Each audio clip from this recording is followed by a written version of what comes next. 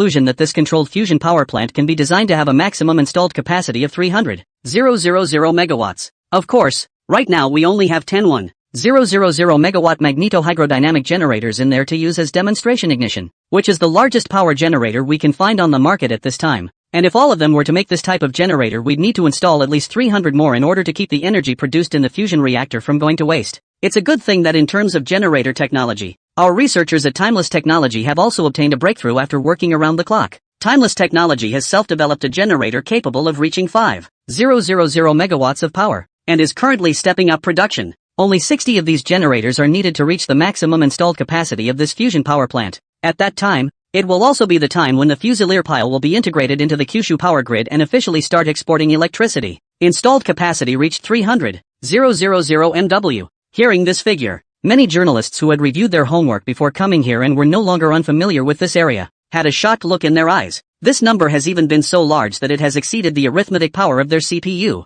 and many people hastily took out their cell phones and opened the calculator to calculate it. Installed capacity, in full, is the installed capacity of a power plant. Usually refers to the sum of the power ratings of all generators in a power station. Simply put, it's how much electricity can be generated in an hour. 1 megawatt equals 1000 kilowatts. With an installed capacity of 300,000 megawatts, that would mean that this fusion power plant would be able to output 300 million kilowatts of electricity in 1 hour. Of course, this is only a theoretical calculation of the power rating, and the actual result takes into account the efficiency of the generator. The current state-of-the-art magneto-hydrodynamic generators have an efficiency of roughly 50 to 60%, but that's not critical. Even at the lowest 50%, this fusion power plant can output up to 150 million kilowatts of electricity per hour. What kind of concept is that? To put it in perspective, that's more than 1.3 trillion kilowatt-hours of electricity it produces in 1 year of operation. And Kyushu's total electricity consumption for last year was just over 860 billion kilowatt-hours. In other words, 6 more such power stations would be fully capable of supplying the electricity needs of the entire Kyushu, even with a surplus. And that's based on the efficiency of normal magneto-hydrodynamic generators currently on the market. No one can say how efficient Timetech's self-developed generators are. It can only be said that with the technological power that time and space technology has shown in the past, all people will not be surprised if they engage in some kind of black tech generator with an efficiency of more than 80%. In that case, this power generation would have to be doubled again. The reporters who finally did the math looked at the big long string of numbers in their cell phone computers and for a moment could not believe their eyes. Of course, the ones who can figure this out are basically the ones who know this stuff originally, or who specifically did their homework before coming here. But clearly, not all journalists have this professionalism. After listening to a large string of data to hear only, a reporter chose to ask directly, "I'm sorry, Mr. Su, I'm a liberal arts student. I'm not very sensitive to numbers. I believe that there are many people in the world who are in a similar situation as me. Can you say something more straightforward? For example, how many kilowatts of electricity can be generated after commissioning and so on? This is closely related to everyone's life and easier to understand." Suyu smiled at his words. Sure, our self-developed generator from time and space technology is not only capable of reaching 5,000 megawatts of power per unit, but its actual efficiency is more than 90%. That is, if this fusion power plant is successfully ignited and completes its installation and commissioning, it generates 270 million kilowatts of electricity in 1 hour and is capable of outputting nearly 2.4 trillion kilowatts of electricity a year. The electricity produced by this one plant would be enough for the most prosperous and densely populated chartered area in Kyushu with a surplus. Just building 5 of these fusion power plants would be enough to supply the electricity needs of over 1 billion people in Kyushu. Hearing this, everyone couldn't help but freeze for a moment. Those who know what they are doing are amazed that Timetech's self-developed generators are actually more than 90% efficient. Although it had been expected that Timeless Technology would probably come up with some kind of black tech generator, but this technology was not yet powerful. The more knowledgeable you are, the more you know how hard it is to improve generator efficiency. And not only did the spacetime technology improve,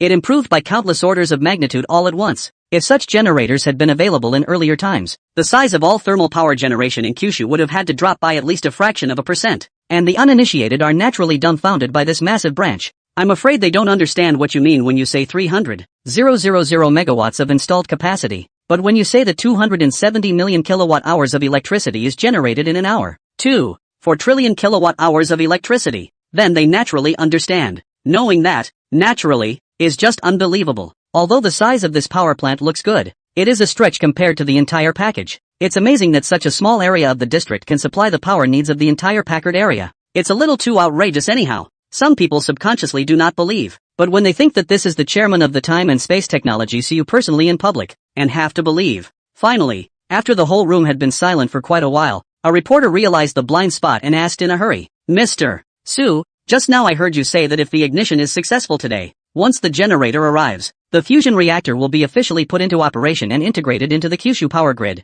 May I ask if your company has already reached a cooperation with Kyushu officials? Can you disclose the terms of the cooperation? After the fusion power is connected to the grid, will we be able to use electricity at a more favorable rate than before?" It was a series of questions that really asked what mattered most to the viewers who were following the live broadcast here. Something about a black tech generator and how many kilowatts of electricity it generates per year. If the price of electricity does not drop, even if this power station generates 10 trillion kilowatt hours of electricity a year, what does it have to do with the general public? When Suyu heard this question, he immediately laughed. That's a good question, and I'm sure it's a top concern for everyone in the room today. Everyone watching live in front of the screen. I'll answer them one by one. First of all, Spacetime Nuclear Energy, a subsidiary of Spacetime Technology, has signed a strategic cooperation agreement with the Kyushu power grid. After this fusion power plant is successfully ignited and put into operation, Spacetime Nuclear Energy will cooperate with the Kyushu power grid to build at least 4 more power plants of the same size in Kyushu, as well as some smaller-scale fusion power plants where appropriate, for use by some special industries or for backup in the event of special circumstances. At the same time,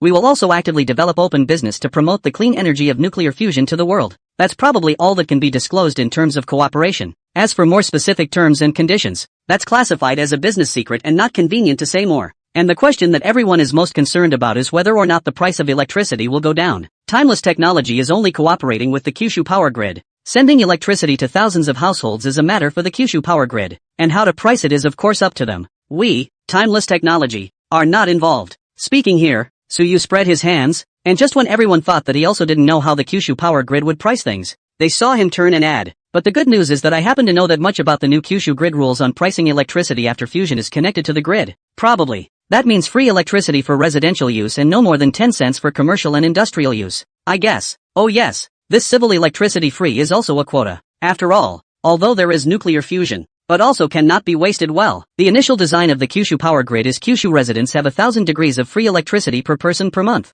More than 1,000 degrees, then you have to pay a fee. And industrial electricity is a price. That's the general situation. It's rumored that they seem to be preparing to get a whole new model of power supply. So pay attention to the announcement of the Kyushu power grid. Electricity price is Suyu let Shuyu to negotiate. Give her the bottom line is 1 degree of electricity is not less than a penny, not more than 10 cents. She eventually negotiated a price of 4 cents a degree. This also cannot be helped. The Kyushu side to find a large number of experts and scholars has been the cost of fusion power generation on the side of time and space technology to calculate a 7 or 8. The negotiation process was naturally characterized by frantic bargaining. If I hadn't missed the fact that TimeTech could actually come up with a generator that was more than 90% efficient, I'm afraid I'd have to talk about 3 cents a degree for that price. For this result that Shuyu talked about, Suyu was already satisfied. Even if she talked the price down to a penny, Suyu didn't see any problem. Electricity is just a necessity and there are places to make money. Electricity on this side of Kyushu he had no intention of earning much. Talking about 1 point he can earn hundreds of billions a year, let alone 4 cents a degree now. And if the price of electricity sold to Kyushu on the side of TimeTech is 4 cents a unit, it is only natural then that residential electricity should be free. After all, last year, the total amount of electricity used in all of Kyushu in 1 year was more than 600 billion kilowatt hours. Among them, the urban and rural residents' electricity consumption is only 1,300 billion out of the total. It's the commercial and industrial use of electricity that's really the big one. The Kyushu power grid is perfectly capable of getting 4 cents a unit from the TimeTech side, and then cranking up commercial and industrial power to 10 cents, or 7 or 8 cents. For that, it's already at least double the profit. And those factories and shopping malls that have access to such cheap electricity, the cost of production and operation falls directly off a cliff. I'm afraid I'm going to die laughing in my dreams and thanking them for it. This electricity bill alone can definitely become a gold standard for attracting investment in Kyushu in the future. The big head of the commercial and industrial use of electricity can be doubled. The money earned to subsidize the civilian electricity that 3 melons in 2 dates is simply more than enough. Make money and get a good reputation at the same time. Officials aren't stupid, so they naturally know what to choose.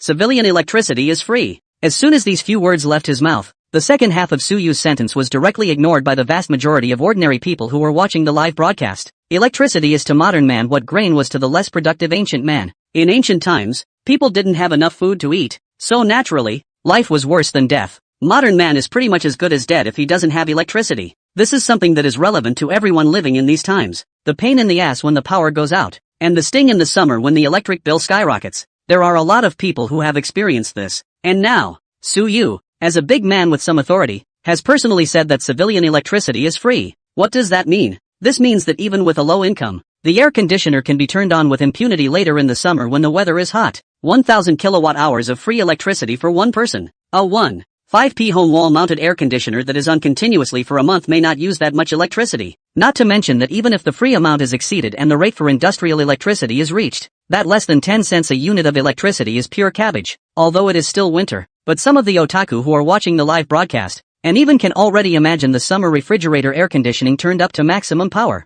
outside the hot sun, directly hiding in the air-conditioned room to blow cold wind and eat ice cream scene. And compared to most of the people who were only concerned about what the price of their electricity would be, some of the people who knew more about industry and commerce were focused on the second half of Suyu's sentence. No more than 10 cents for commercial and industrial electricity. This level of electricity cost is definitely a huge benefit for some industries that require a lot of electricity in their production process, although it is always only a small percentage of people who can open a factory mall for business. Yet that doesn't mean it's not relevant to the general public. The most direct correlation is that the prices of some products that require a lot of electricity in their production process will plummet. With this, the prices of all industrial and commercial products will be reduced to a greater or lesser extent. When only part of the business or manufacturers to reduce production costs, they may still be sneaky to maintain the original price, so that they earn more, and will not suddenly reduce prices to affect the market situation. But when everyone's production costs are reduced, then the product price reduction will be an inevitable trend. The price of products produced in Kyushu has generally been reduced, and that means that the money in the hands of the people of Kyushu is worth more than ever before. It's the equivalent of a direct payout to all of Kyushu,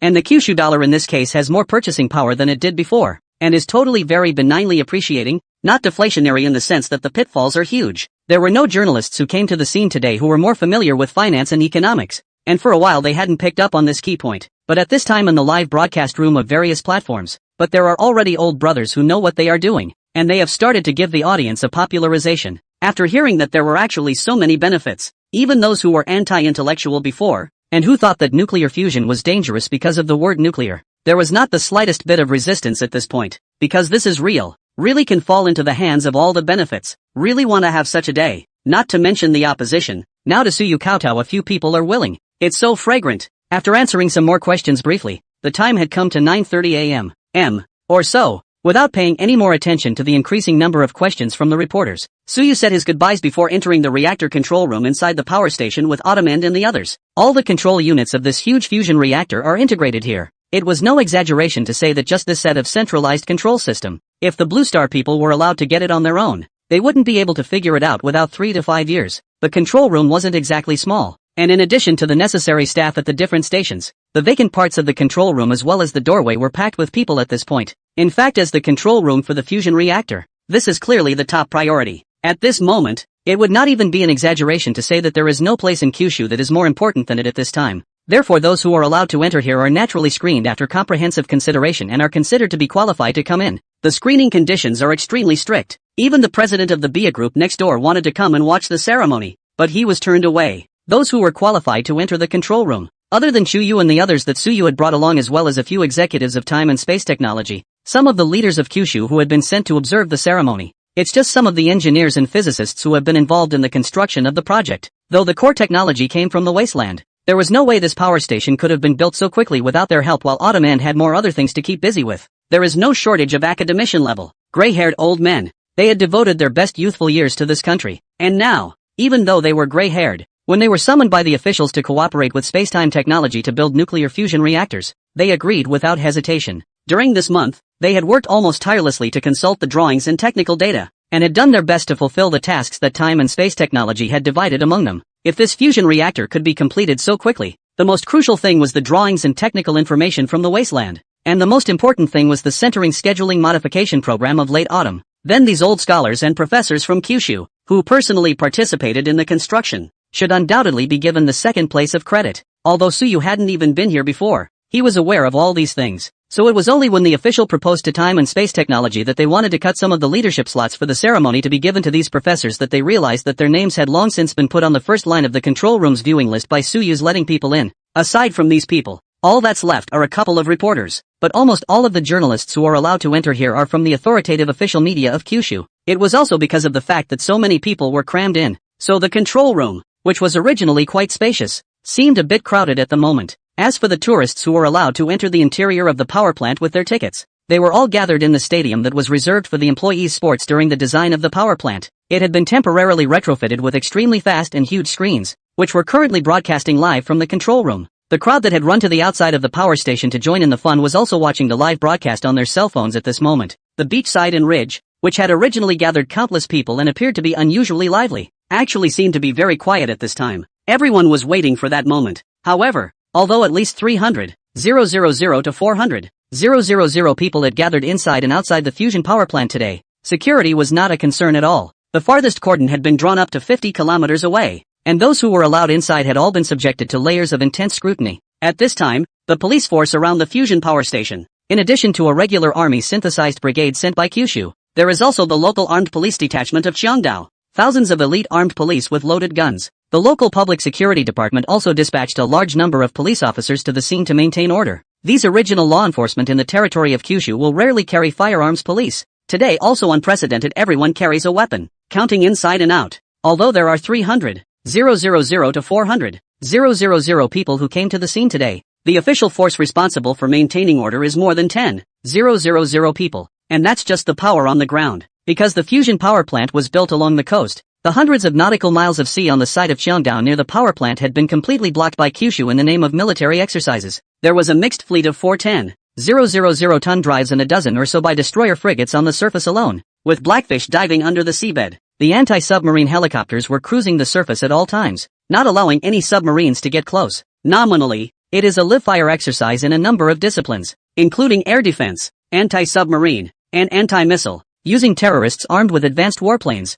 warships, aircraft carriers, and other heavy-fire weapons as the hypothetical enemy, except for the fleet maneuvering at sea. All air defense radars on Cheongdao are at full power. All air bases are in a state of combat readiness, and warplanes with live ammunition are ready to take off to meet the enemy. It is natural that there is no need to say who is being defended against this scale of mobilization in the military. Although the terrorist may not have the guts to come and cause havoc at this time of the year, one cannot afford to be on the defensive. Not to mention the fact that once fusion fires successfully, the world's energy industry will be reshuffled, and the opposite side's biggest dependence on the oil meter dollar system is about to face collapse. In this case, the terrorists may not necessarily not be dogged. Jojo Zuzuan strategically defies the enemy and tactically emphasizes the enemy. It's natural not to let up at this point. The Navy, Army, and Air Force are arching, and even the troops in charge of growing mushrooms have been pulled out for maneuvers today. It is clear to tell the whole world that whoever dares to make trouble today will have to fight for his life. They had considered any eventuality, and even the worst-case scenario. If it came to pass, they were prepared to do battle with their enemies on these rich and beautiful waters. This isn't one of those little hiccups that a private company in TimeTech got before.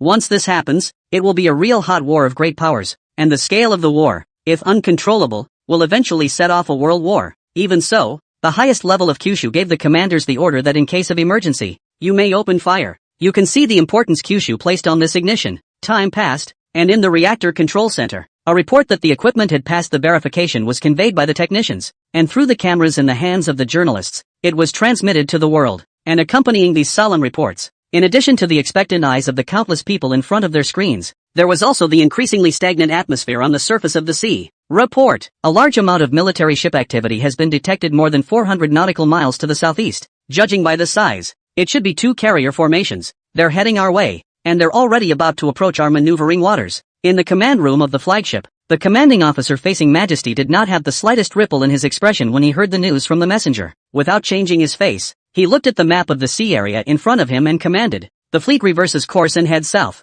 Order all ships. Radar on full blast. Keep an eye on them. If they dare to take a step into the maneuvering waters, the anti-ship missiles will fire directly. The formation of the surface fleet is actually quite a large circle of defense when set up in formation. Those pictures of carrier formations coming together that you often see on the internet are actually posed for visual effect. It's impossible to get formations that close together in a real naval battle. Otherwise it won't even hold up the air defense grid. Eagle Jam's carrier formations, when fully spread out, can have distances of 10 or even dozens of nautical miles between each ship. The entire fleet can cover hundreds of nautical miles, with an attack range of thousands of nautical miles all around. Kyushu's mixed fleet this time was larger than a normal carrier formation, so it certainly wasn't a haphazard move to designate several hundred nautical miles around the perimeter as the exercise area. Rather, it's the zone just needed for a fleet to be able to fight at maximum strength. After all, modern naval battles are all about missiles firing at each other, and even the most advanced interception systems in the world need some time to calculate and calibrate if they want to intercept the enemy's missiles. This time is obviously meant to be traded through a huge amount of space. According to the traditions of the navies,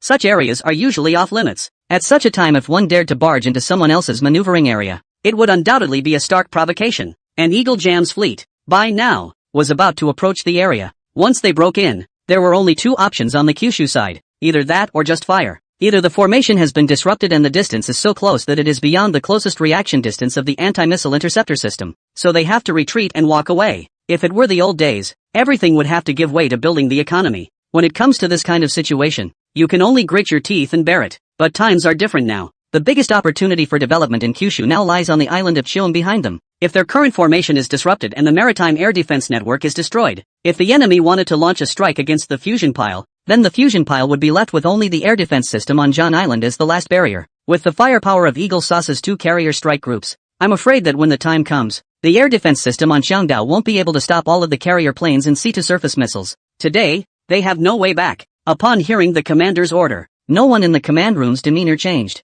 Before they came, they knew what they might be facing today. It's been prepared for a long time, and I've even written a suicide note, not to mention turning on the radar. Even if they were asked to just push the launch button on an anti-ship missile right now, they wouldn't even frown. The atmosphere, heavy and solemn. At this moment, of course, it was not just the Kyushu side that had an equally grave atmosphere. Across the ocean, on the Eagle Jam side, it's late at night, though, but the White Palace was still lit up. A live feed of the Kyushu fusion reactor control room was playing on the giant screen in the conference room, and the group of Eagle Jam toppers, led by the sleeping emperor, watched the control room, which was methodically preparing for ignition. With expressionless faces and varying thoughts, the slowly approaching fleet over there was naturally sent by them. As for sending the fleet over there to do what exactly? Was it just to deter and intimidate, or just open fire and yank the fusion power station that had kept them awake for 2 nights already? To be honest, they themselves aren't thinking clearly right now. It was just a subconscious decision made after getting the news that the nuclear fusion that TimeTech came up with actually did come to fruition and was going to be lit today. Their mood at this time was actually similar to that of the Kyushu side. In fact, after all those things before, if it wasn't necessary, they were really unwilling to go hard with the spacetime technology and face those completely unknown weapons head-on, fighting a war that was highly likely to be asymmetrical and with a high probability of losing. But the advent of controlled nuclear fusion was a pinch in their gut, although it's now said that Eagle Jam is down and out. In fact, they have really fallen off quite a bit compared to their peak a few decades ago. But, as long as the lifeblood of energy is firmly grasped in their hands, no matter how downtrodden they are, they can still comfortably pump the world's blood and be the world's leader for decades. There is no way that such a huge volume can collapse overnight, unless the energy card can't be played. When those high-tech weapons shown by timeless technology earlier made them feel intimidated. In fact, their unbreakable oil financial system built on strong military power had already shown cracks. It just wasn't fatal then. They still managed to hold out hope that by stalling for a while, they might come up with a solution to the power armor and those damn Peregrine Falcons. So it's not like they can't concede when it's time to concede. But if all that high-tech weaponry just cracked their oil financial system, then the nuclear fusion that TimeTech has come up with this time is akin to turning the tables on them. Oil and gas are things that, while not considered as energy sources, are also essential raw materials for industrial production. There's no fear that no one will buy it when the time comes. However, just as an industrial raw material, it may not even be able to catch up with steel. Being able to sell for money is real. Trying to continue to maintain the oil financial system pumping blood around the world is a dream. Steel, which is industrially more important than oil, is not yet possible to come up with a steel meter dollar system. Not to mention oil, which has lost its energy value and has been completely reduced to a common mineral. They have so many internal problems, the biggest being the hollowing out of industries. Right now it is possible to keep printing money and sucking the world's blood to play with finance to cover up these problems. And once the shroud is lost and the world can no longer be harvested to make up for the shortfalls by such means, with their current industrial capacity, it's totally inadequate to maintain their current volume. At that time, the Hawksbane officials have no money, and will have to face social welfare cuts, military spending cuts, military abolition, and a host of other problems. The present financial system, deprived of external living water, will gradually collapse, and a large number of relevant employees will lose their jobs and the relevant enterprises will close down. The people will be disgruntled and society will be in turmoil. Once this happens, it's almost predictable that the huge Eagle Jam will fly into decline in the next few years. So, same thing is over in Kyushu. Today, they have the same no way back. Sir, word from the fleet ahead is that our fleet's position has been discovered by the Kyushuans and that their radar has locked onto us. Should we still proceed? A secretary who had hurried into the conference room broke the somber mood of the place. The sleeping emperor's face was expressionless as he sniffed and did not reply, not knowing what he was thinking. On the side, an old man who was dressed well and didn't look like an official but more like a nobleman heard it, then asked after him, "How far is the fleet from the maneuver area they've delineated?" "It's less than 50 nautical miles, sir," the secretary replied in a rush. Hawkjam's fleet was still over 400 nautical miles from the flagship on the Kyushu side when it was spotted, but it wasn't far from the maneuver area. A distance of 50 nautical miles could be traveled in a little over an hour at the average speed of a warship of 30 knots or more.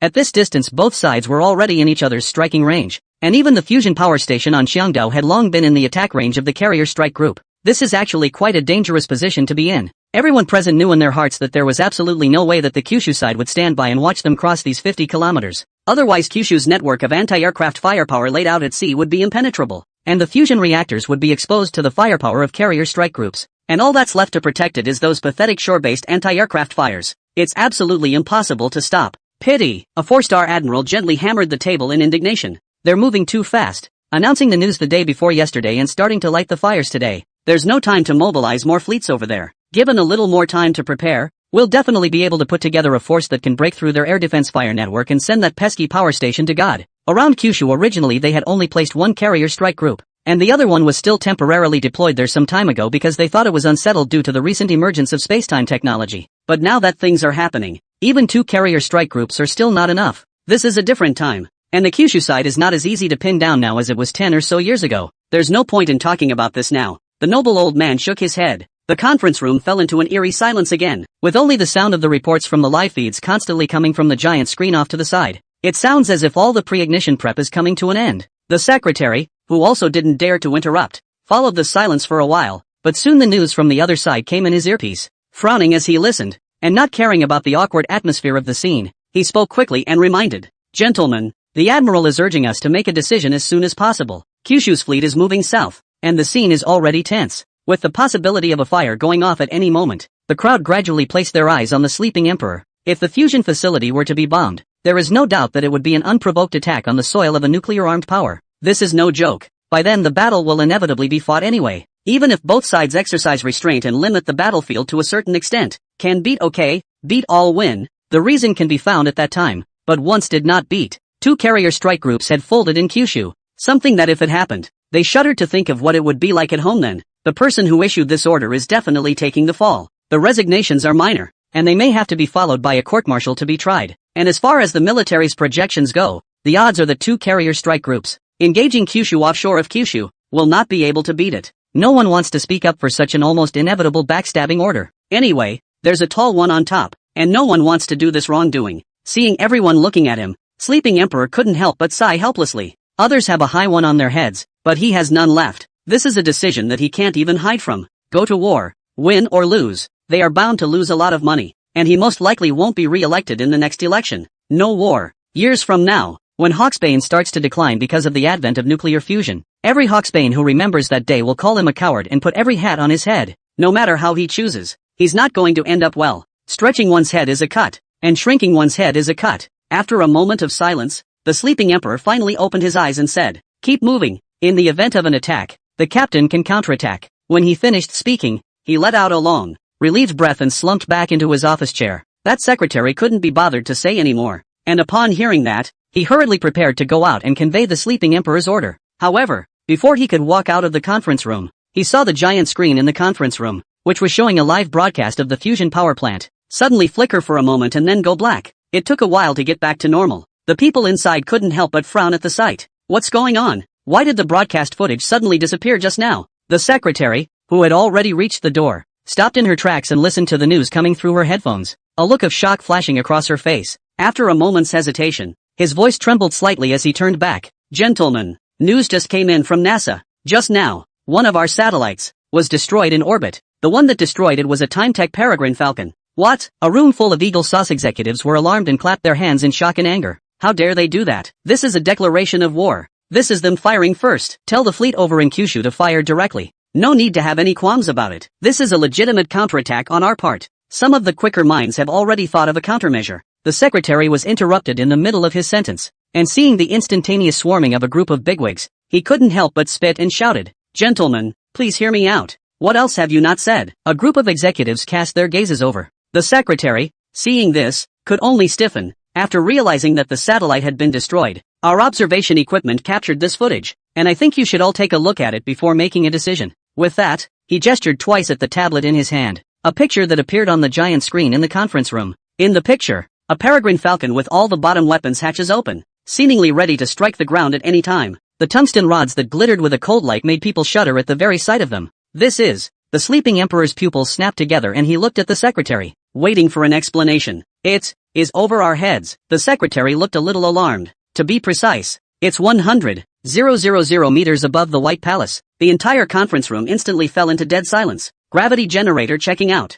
Recharging. Charging complete. Gravity field is forming. Gravity field power reached critical value. Successfully turned on. Adjusting gravity parameters in progress. Gravity field adjustment complete. Ready for fuel injection. Fuel refueling in progress. In the control room, after nearly an hour of preparation, all the preparations for ignition were completed. Finally came the last step. As soon as the ion cyclotron RF antenna is turned on, the fusion reaction begins to occur. The huge amount of energy generated by fusion will be converted into electricity under the constraints of a gravity field, making it the cheapest and cleanest energy source in the world. Controlled nuclear fusion is typically used in three ways: gravity field constraints, inertial constraints, magnetic constraints. One of them, the inertial constraint, is also called the laser constraint. Kyushu's Divine Light program, Eagle Jam's ignition program, are all fusion research projects of this type, and magnetic confinement is the most popularly known way, and the one that the Blue Stars believe is the most likely way to achieve nuclear fusion. The famous tokamaks, star mimics, magnetic mirrors,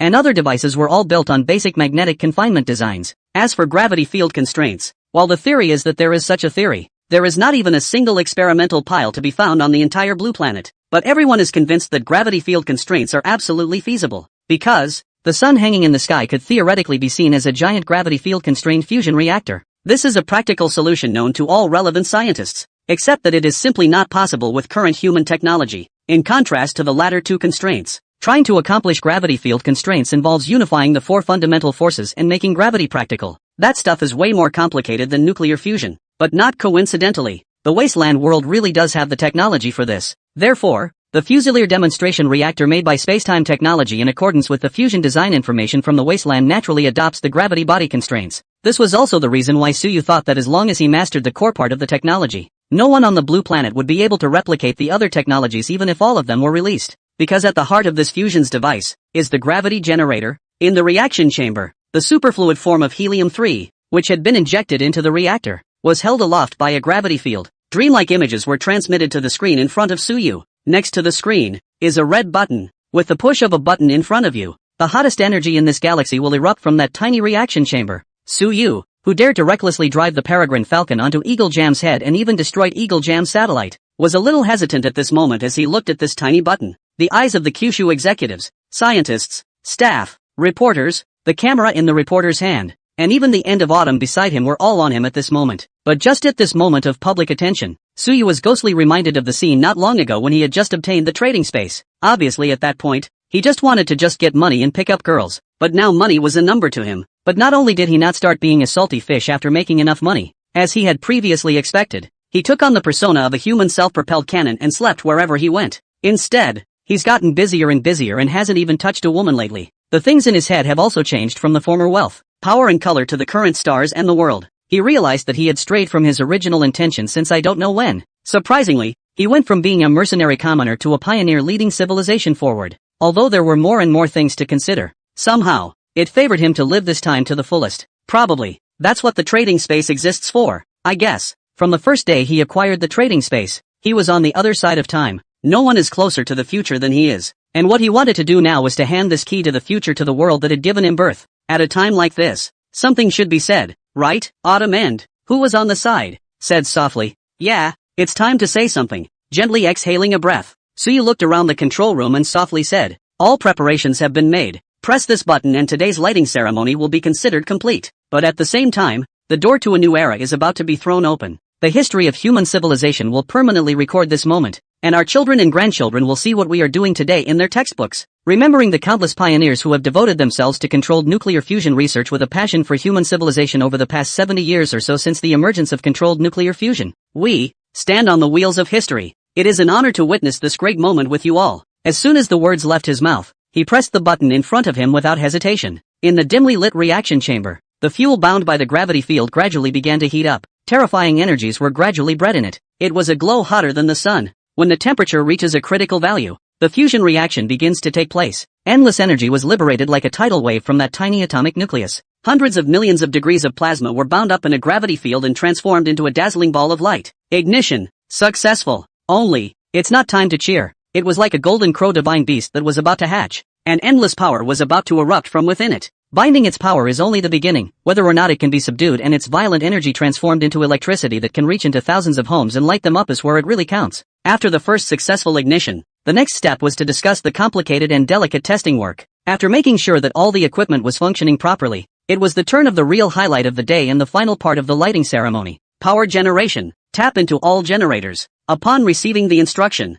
the staff in charge of connecting the generator immediately pressed the button of connecting the generator which had been prepared for a long time. Plug those 10 1000 megawatt generators into the fusion reactor's heat output. Nuclear fusion, as lofty as it sounds, is really still essentially boiling water. When not generating electricity, the heat generated is discharged directly into the sea via a water cooling system when the reactor is activated. When you need to generate electricity, you can directly add the corresponding fuel and dock enough generators according to the power generation requirements. This one, on the contrary, is not a big technical challenge. Soon, as the generator was plugged in, the fusion reactor room, which had been shut down for maintenance after the first round of ignition was completed, once again blossomed with a dazzling light. The massive steel behemoth was awakened once again, and the dull roar was like a heavy drum, pounding on everyone's heart one at a time. Countless people's eyes were focused here, nervously and expectantly waiting for the final result. Temperature reaches critical value. Fusion reaction underway. Genset docking normal. Instead of coolant, the horrific heat was met this time and sent into the genset.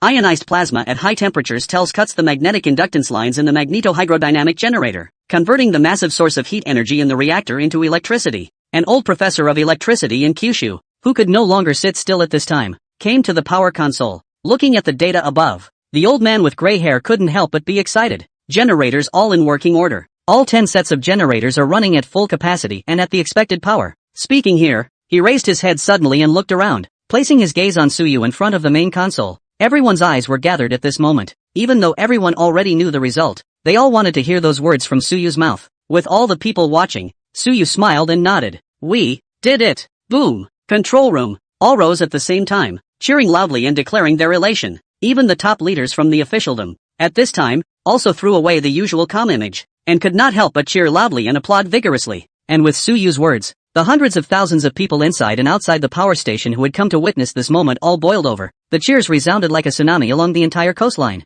Under the cheers of countless people, the military and police soldiers who silently maintained order at the scene, although still standing like a pine, but the hand holding the gun could not help but tighten. The same excitement in their hearts. Also learning the news at the first opportunity were the tens of millions of people in Kyushu who were watching the live broadcast on the internet. Although they were unable to be there in person, their previous nervousness and anticipation was no worse than that of the audience on the spot. The moment they heard Suyu announce his success, the countless pop-ups all had a rare momentary gap. What followed was a sea of pop-ups that were even denser, to the point of completely obscuring the screen. Everyone sent just 5 words at this moment. We succeeded. And offline, even places that were thousands of miles away from Cheon Island were erupting with mountainous cheers at this moment. Countless dormitories were filled with hot-blooded young students chanting bull. Countless cars honked their horns in greeting on the traffic-laden avenue. It was a day of national rejoicing. On this day, the world is in the spotlight. And compared to the buzz of Kyushu, the Hawk Jam side is slightly more chill. Well, Eagle Jam's side had media on the scene, but the news about it wasn't allowed to be reported on their side.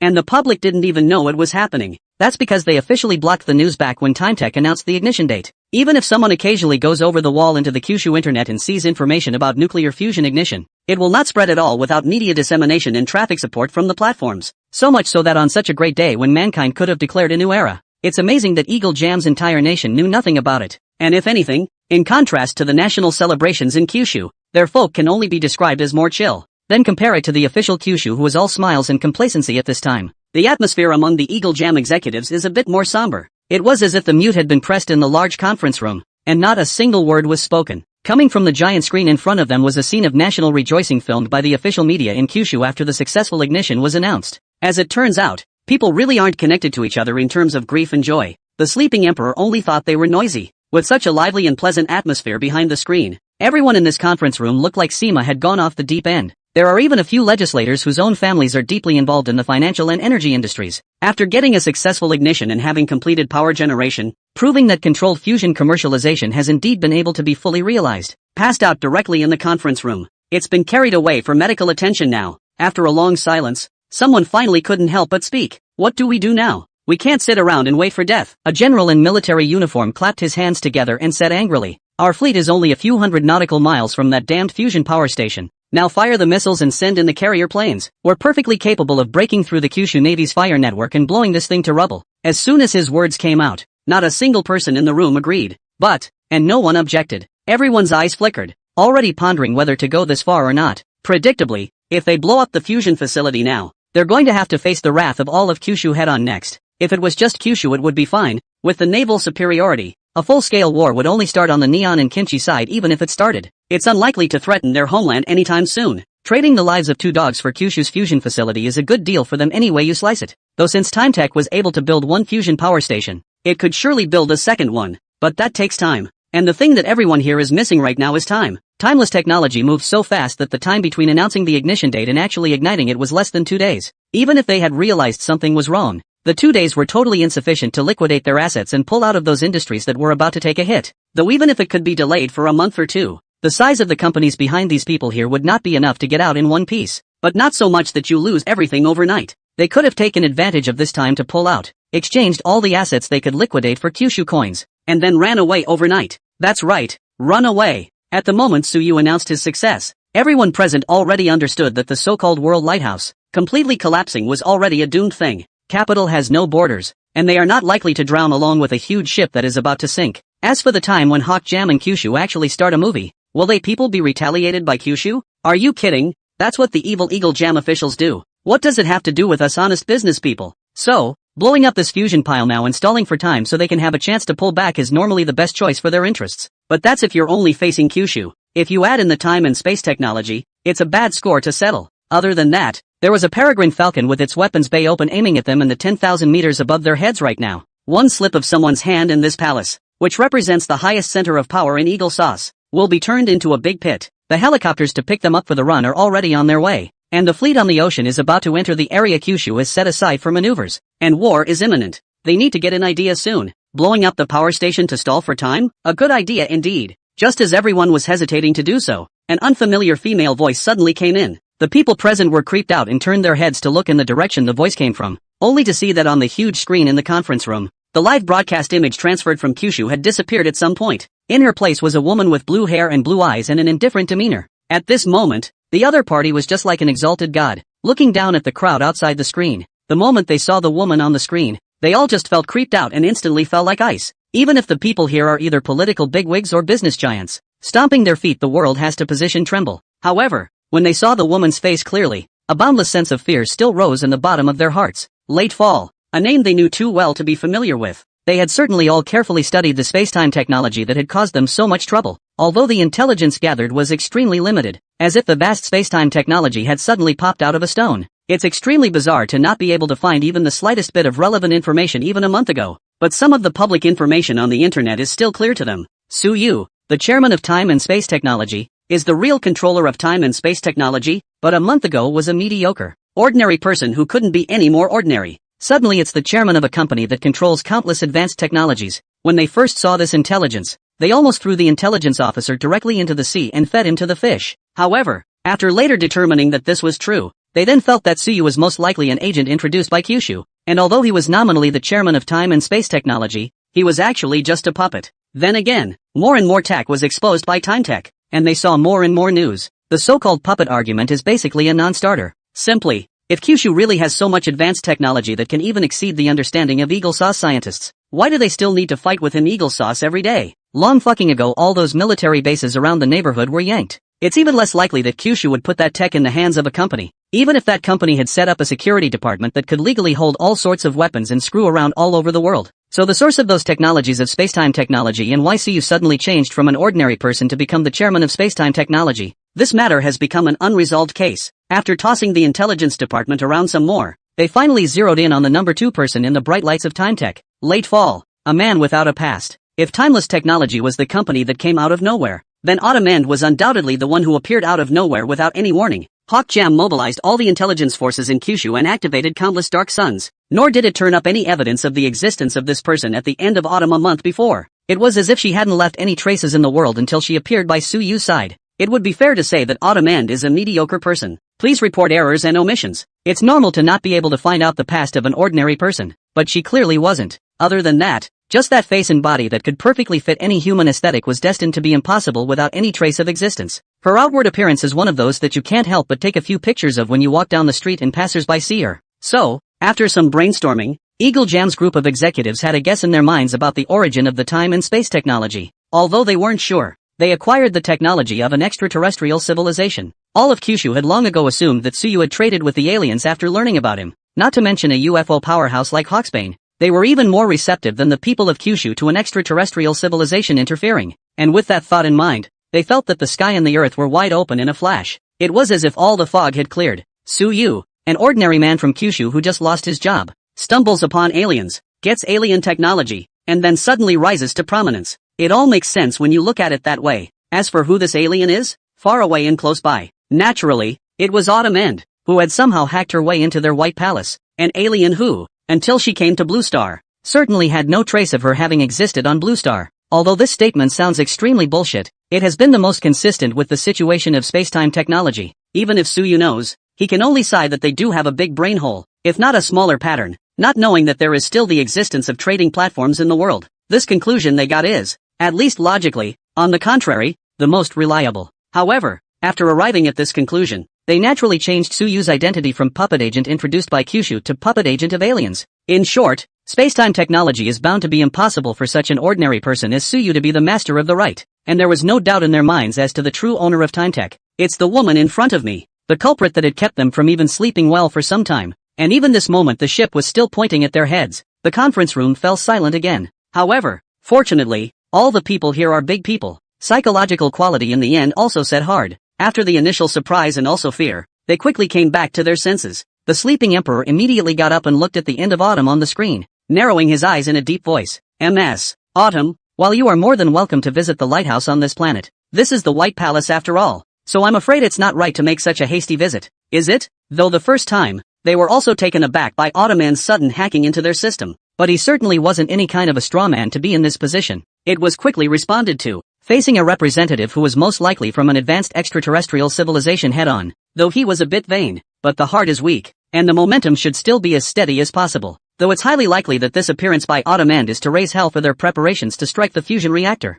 Yet, in his opinion, it might not be an opportunity. It wasn't as if they hadn't tried to contact Autumn End after guessing that she might be from beyond the Earth. After all, in their opinion, with Eagle Jam's volume, it's stronger than Kyushu next door anyways. If the extraterrestrial civilization represented by Autumn End needed a partner on the blue planet, they were certainly a better fit than Kyushu. It is just that no matter what methods they use, they end up sinking into a sea of stones without getting any response. And now Autumn End has taken the initiative to show up. The sleeping emperor was already thinking about how to reason and entice this alien Taijun to come to them. The more he thought about it, the more excited he became in his mind. Now he's in a crappy situation. And to put it mildly, if Hawk Jam sends it in the future, according to the traditions over in Kyushu, he would be high or low enough to get a posthumous reputation as a beauty fainter. A proper dead king belongs to yes, but he can't do anything about it. Taking over is a mess. And now there's an open Kyushu next door. It's just impossible to play well. But now, the turnaround has come. If he could talk Autumn End into leaving Kyushu and coming to them, succeed in taking Kyushu over,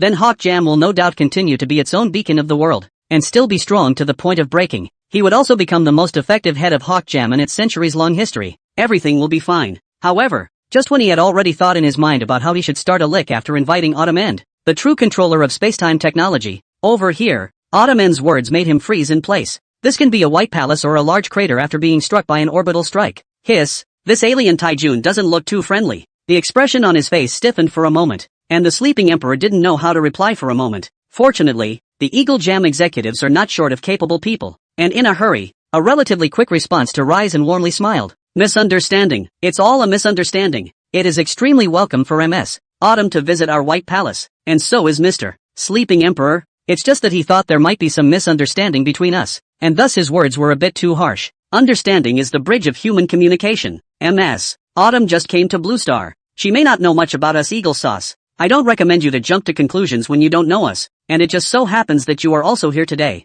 Why don't we sit down and have a good talk? The Sleeping Emperor, who was a bit confused by Autumn End's dislike of his words, also nodded his head in a hurry at his words. He's right. I think we do need to talk and get to know each other. However, Autumn End did frown when she heard their words. You guys know I'm not from Blue Star? Though she knew Hawk Jam had investigated herself, yet it was limited to knowing that they ended up checking for loneliness and nothing. As for Hawk Sauce's speculation that she was from an alien planet, it was nothing more than a group of high-level brainstorming, and no written documents or information reports had been produced. Autumn could monitor the network, but it couldn't detect their brainstorming. It's not something that's hard to guess, judging by all that technology that Ms. Autumn has at her disposal. You definitely come from a great civilization that's advanced and prosperous. Someone complimented without moving. Ha! Autumn snorted and instantly guessed what they had brainstormed. Not bothering to talk nonsense with them, he spoke directly. Misunderstanding? I don't think so. No sooner had the words left his mouth than one side of the screen changed to an aerial shot of the Eagle Jam fleet. In the video, the large aircraft carrier floats alone in the sea, with the nearest frigate more than 10 nautical miles away from it.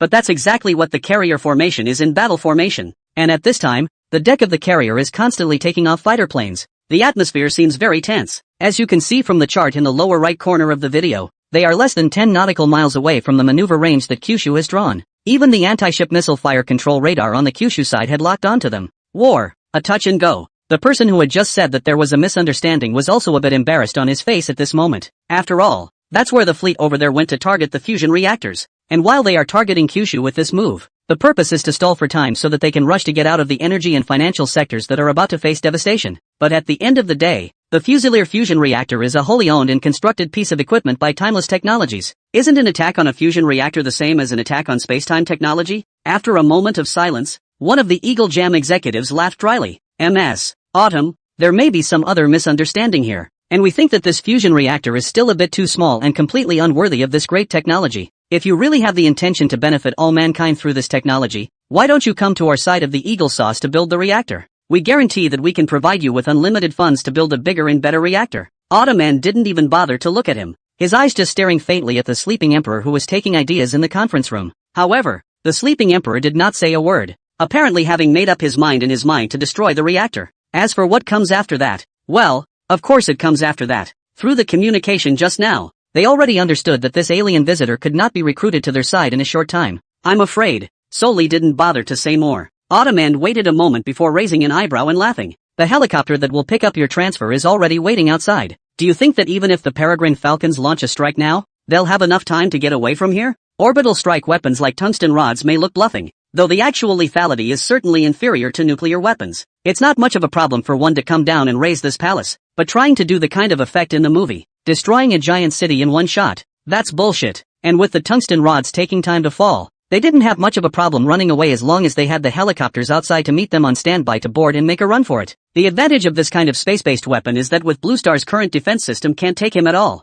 wherever he points, and the cost is almost the same as nothing, cheaper than a normal missile. For the unsuspecting enemy, a shot down also simply cannot run away. Even if a shot cannot, then there can still be a few more shots, can be completely large quantities of full, and similar to their situation where they were already prepared, it was still simple to run. Of course, this was also because Suyu had made the Peregrine Falcon turn off the stealth system and deliberately let them see it. Otherwise Peregrine Falcon fly their heads up they do not know, let alone what to run or not to run, and thinking that they can run and order a nuclear counterattack despite being struck, and still have the ability to destroy Jade and Stone, should make Xiaomu throw in the towel, which is the bottom line of why they still dare to stand here and talk to Xiaomu right now. Autumn didn't want to say any more when she saw they were silent. Turning to a picture of the sea off to the side, a group of Eagle Jam executives subconsciously followed her gaze. Just above the surface of the sea, on the deck of their huge carrier, a state-of-the-art fifth-generation fighter jet had already reached its takeoff position and was preparing to hook up its catapults for takeoff. Looking again at Xiaomu's derisive look on the side, the group of people looked a little confused,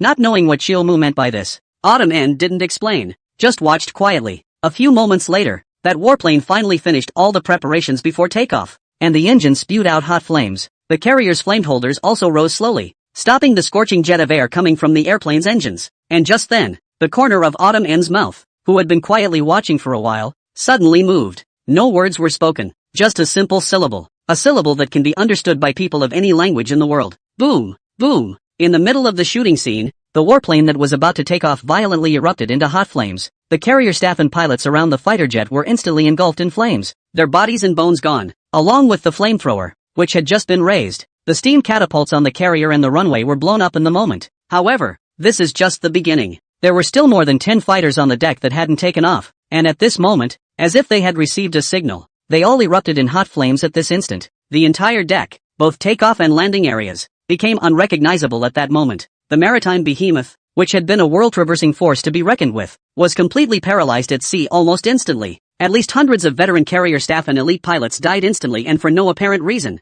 However, no expression could be seen on Autumn N's face, as the screen aside shifted from the fiery carrier to a destroyer traveling through the waves. If that's not enough for you, here's more. Take it easy. Boom! The huge ship, armed to the teeth and riding on top of 10,000 hectares of blue waves, suddenly erupted with a blinding light, accompanied by rushing fire. With almost no warning, the Blog-class destroyer, which was considered advanced in the world, directly turned into nothingness in a sky of fire. After the thick smoke, where on the surface of the sea, except for some still burning debris, could it be seen that just a short time ago, there was a destroyer traveling here? In the meeting room of the Eagle Jam's top brass, a Navy admiral who knew what he was doing saw his pupils slamming together, stood up with a flourish, and looked at Autumn End. What the hell did you do? If the earlier scene of those fighters exploding on the carrier still left them a bit puzzled, feeling only shock and anger, but not knowing why it was like that, it would be a little too shocking to see a destroyer of thousands of tons just blow up out of nowhere at sea at this point. Others who don't know much about ships might not be aware of what level of strikes are needed to make it this far, but this admiral of the Navy was well aware of it. Although the modern battleship is thin-skinned and stuffed, not as sturdy and durable as the battleship, it is not a mess of weapons that can be sent to it to blow up and disappear in the same place. If the strike came from the outside, it would be impossible to do that instantly without hundreds of anti-ship missiles or torpedoes. But even if the weapons were no longer supersonic, so many of them striking a ship at the same time in a split second, how could that sound not be invisible to the naked eye? But the problem was that there was nothing of a flight path in the footage just now, and the destroyer's close defense system didn't react at all. Nukes can certainly do that effect, but there's no way that thing is going to move that little. Basically, you can rule it out, and apart from these blows coming from outside, there is only one possibility to achieve this level of success. The missiles and torpedoes loaded inside the destroyer all blew up by themselves at the same time. Although this kind of thing was outrageous to think about, but when he thought about what had just happened on the deck of the carrier, this admiral of Eagle Sauce suddenly felt as if he had guessed the truth. Hearing his question, Autumn End hooked the corner of her mouth and didn't continue to speak. The giant screen in the conference room abruptly went out. What followed was that after a rush of footsteps, the sleeping Emperor's secretary burst into the conference room. "Gentlemen, something big is going on. Just a few minutes ago, our fleet suddenly suffered an unidentified strike. All of the carrier's aircraft on one of the carriers were destroyed, and the deck was heavily damaged and has been rendered hors de combat. Another destroyer was also destroyed. We didn't detect where the strike came from, but it's safe to say it wasn't the Kyushu side that fired on us. Our enemies may be in possession of some weapon beyond our understanding. The commander of the front line is asking for an immediate decision from all of you, and if he doesn't get a firm order in 3 minutes, he's going to order the fleet to retreat." The sleeping Emperor's face changed green and white for a while, and after a few moments he disheveled and sat back in his chair, waving his hand somewhat feebly and said, "Let him retreat. Also, get the hexagon building over there and find out why in half an hour. At least I want to know what attacked us." Soon the orders were sent down layer by layer to the front line. The front line commander, who had already been dumbfounded by the sudden blow, was like an amnesty, and hurriedly told the fleet to all turn around and leave in a hurry. In the meantime, send someone to the destroyer's silent location to salvage the wreckage as quickly as possible to analyze what just happened to them.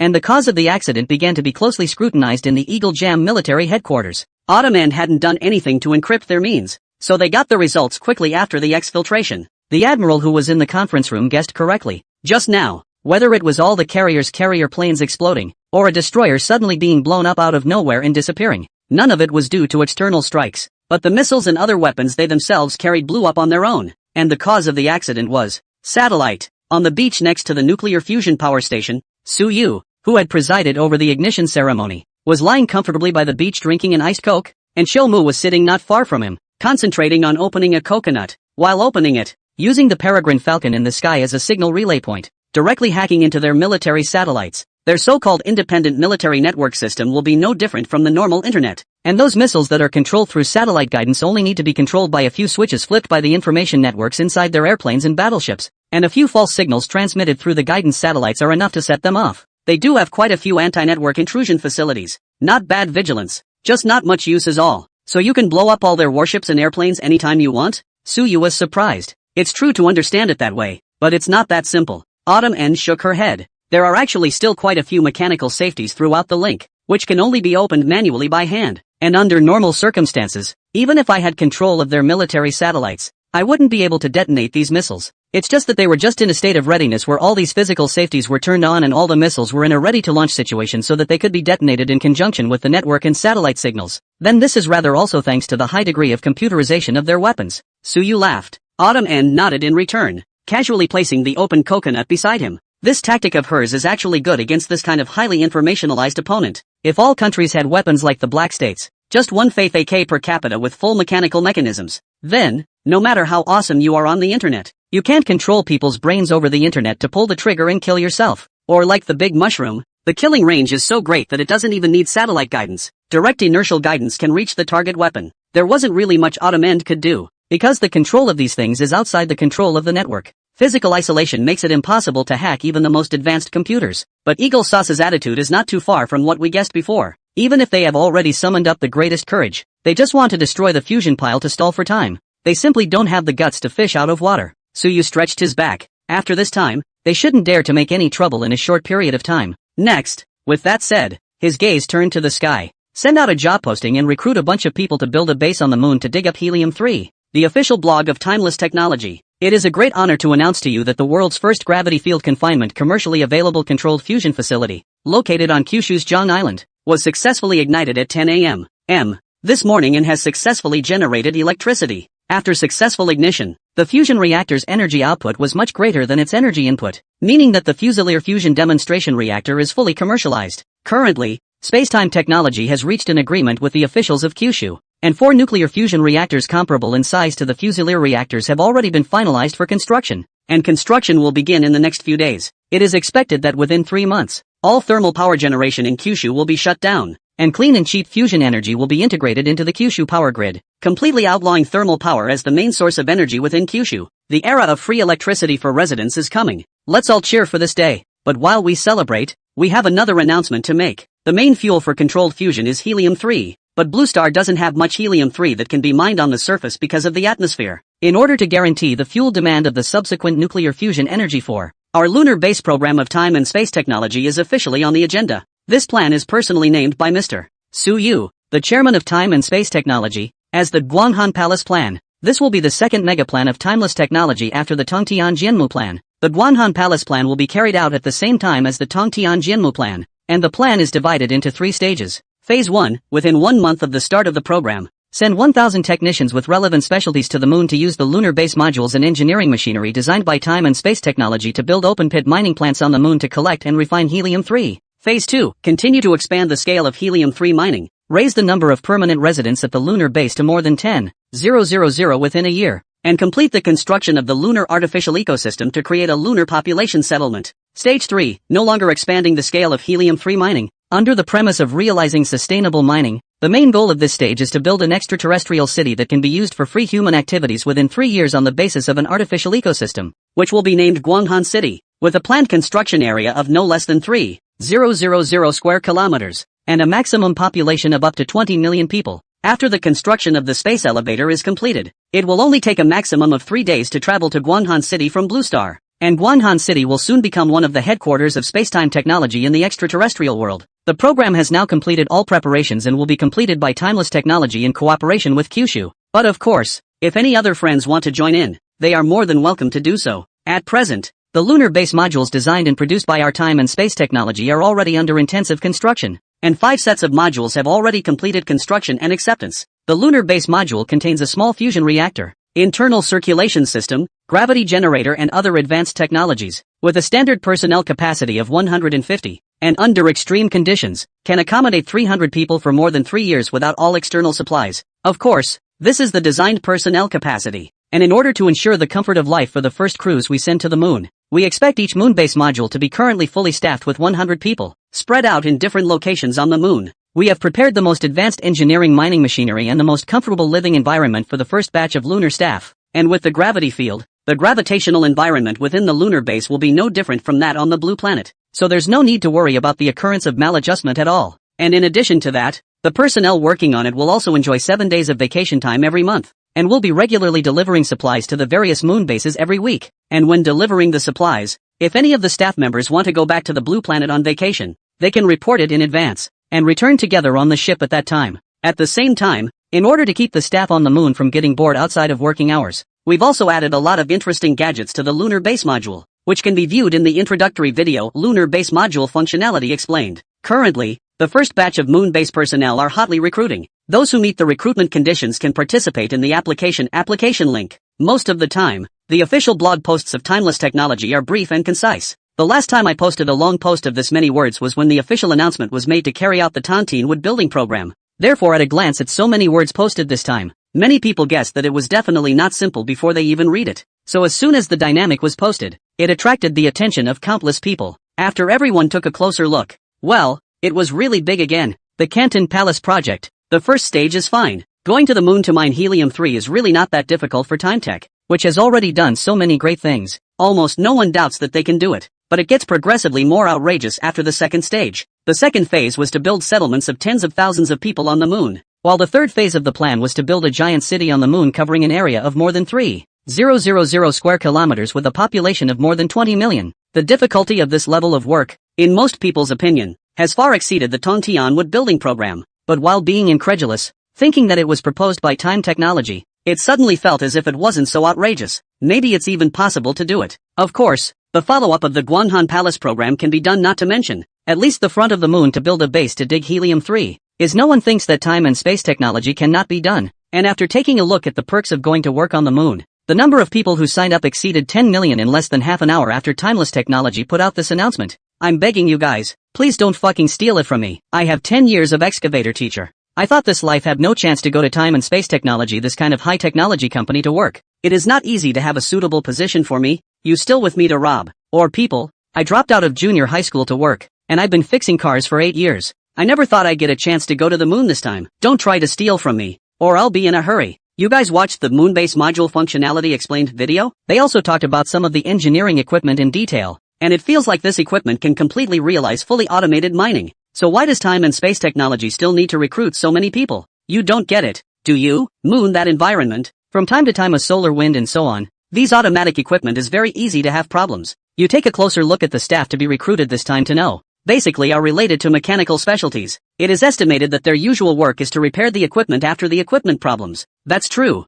but that being said, astronaut recruitment is so strict, but the criteria for recruiting on the TimeTech side is so loose that it feels so weird that anyone who is a normal person without a history of any major illnesses is fine. Because they have another technology that is much more awesome than fusion. What could be more awesome than fusion? What could be more awesome than nuclear fusion? Force. What was revealed in this announcement from Timeless Technology was quickly seized upon by some as the main point of it, other than the construction of the moon base. That's the gravity generator in the moon base module. This thing creates a gravity field in the moon base that perfectly mimics the gravity of the blue planet, solving some of the drawbacks that humans have if they are in a space-always environment for a long time. The average person is in weightlessness for a long period of time. That's no joke. It can be extremely taxing on the body. In space, due to weightlessness, bones do not need to be stretched, which can lead to severe muscle atrophy. And if no protection is provided, 20% of the muscles can be lost in 10 days. Even after returning to the ground, the neck muscles would atrophy to the point where it would be difficult to hold up the weight of the head. In addition to muscle atrophy, it can lead to osteoporosis. Living in space for a month probably results in a loss of 1.5% of bone tissue,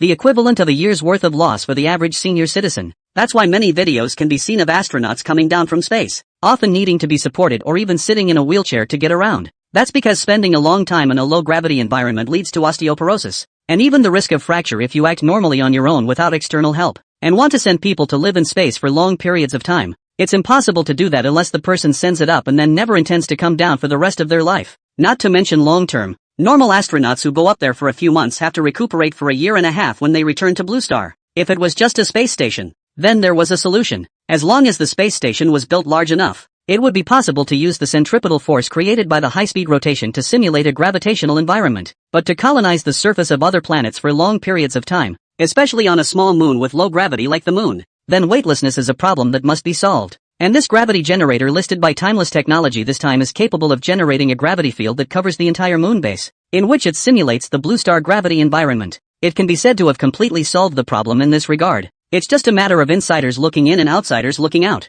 For most ordinary people, getting one of these doesn't seem like such a big deal with the oxymoron that is spacetime technology. After all, which of those space elevators and nuclear fusion things doesn't sound like it has to be some kind of gravity field? However, to someone who actually has some knowledge of physics, this gravity generator is anything but a simple gadget. It can even be said in no uncertain terms that what space elevator, what nuclear fusion, compared to this gravity generator, is simply more difficult to construct. Putting it into technical terms, it's not in the same league at all. A gravity generator capable of controlling gravity is orders of magnitude more difficult than accomplishing controlled fusion commercially. Although before the time technology in the Peregrine Falcon to open the conference, there are people noticed the Peregrine Falcon in the gravity environment does not seem to be right. The people above all seem to be on the ground as well. A little weightlessness did not show. but basically no one thought too much about it at the time. After all, there are quite a few means of trying to keep a person in a normal posture in a space environment, and even a special suit can do the trick, so no one even associates it in that direction until they've experienced it for themselves. As a result, what was never expected was that the time and space technology actually really possesses the technology that can control gravity. This kind of epic-making.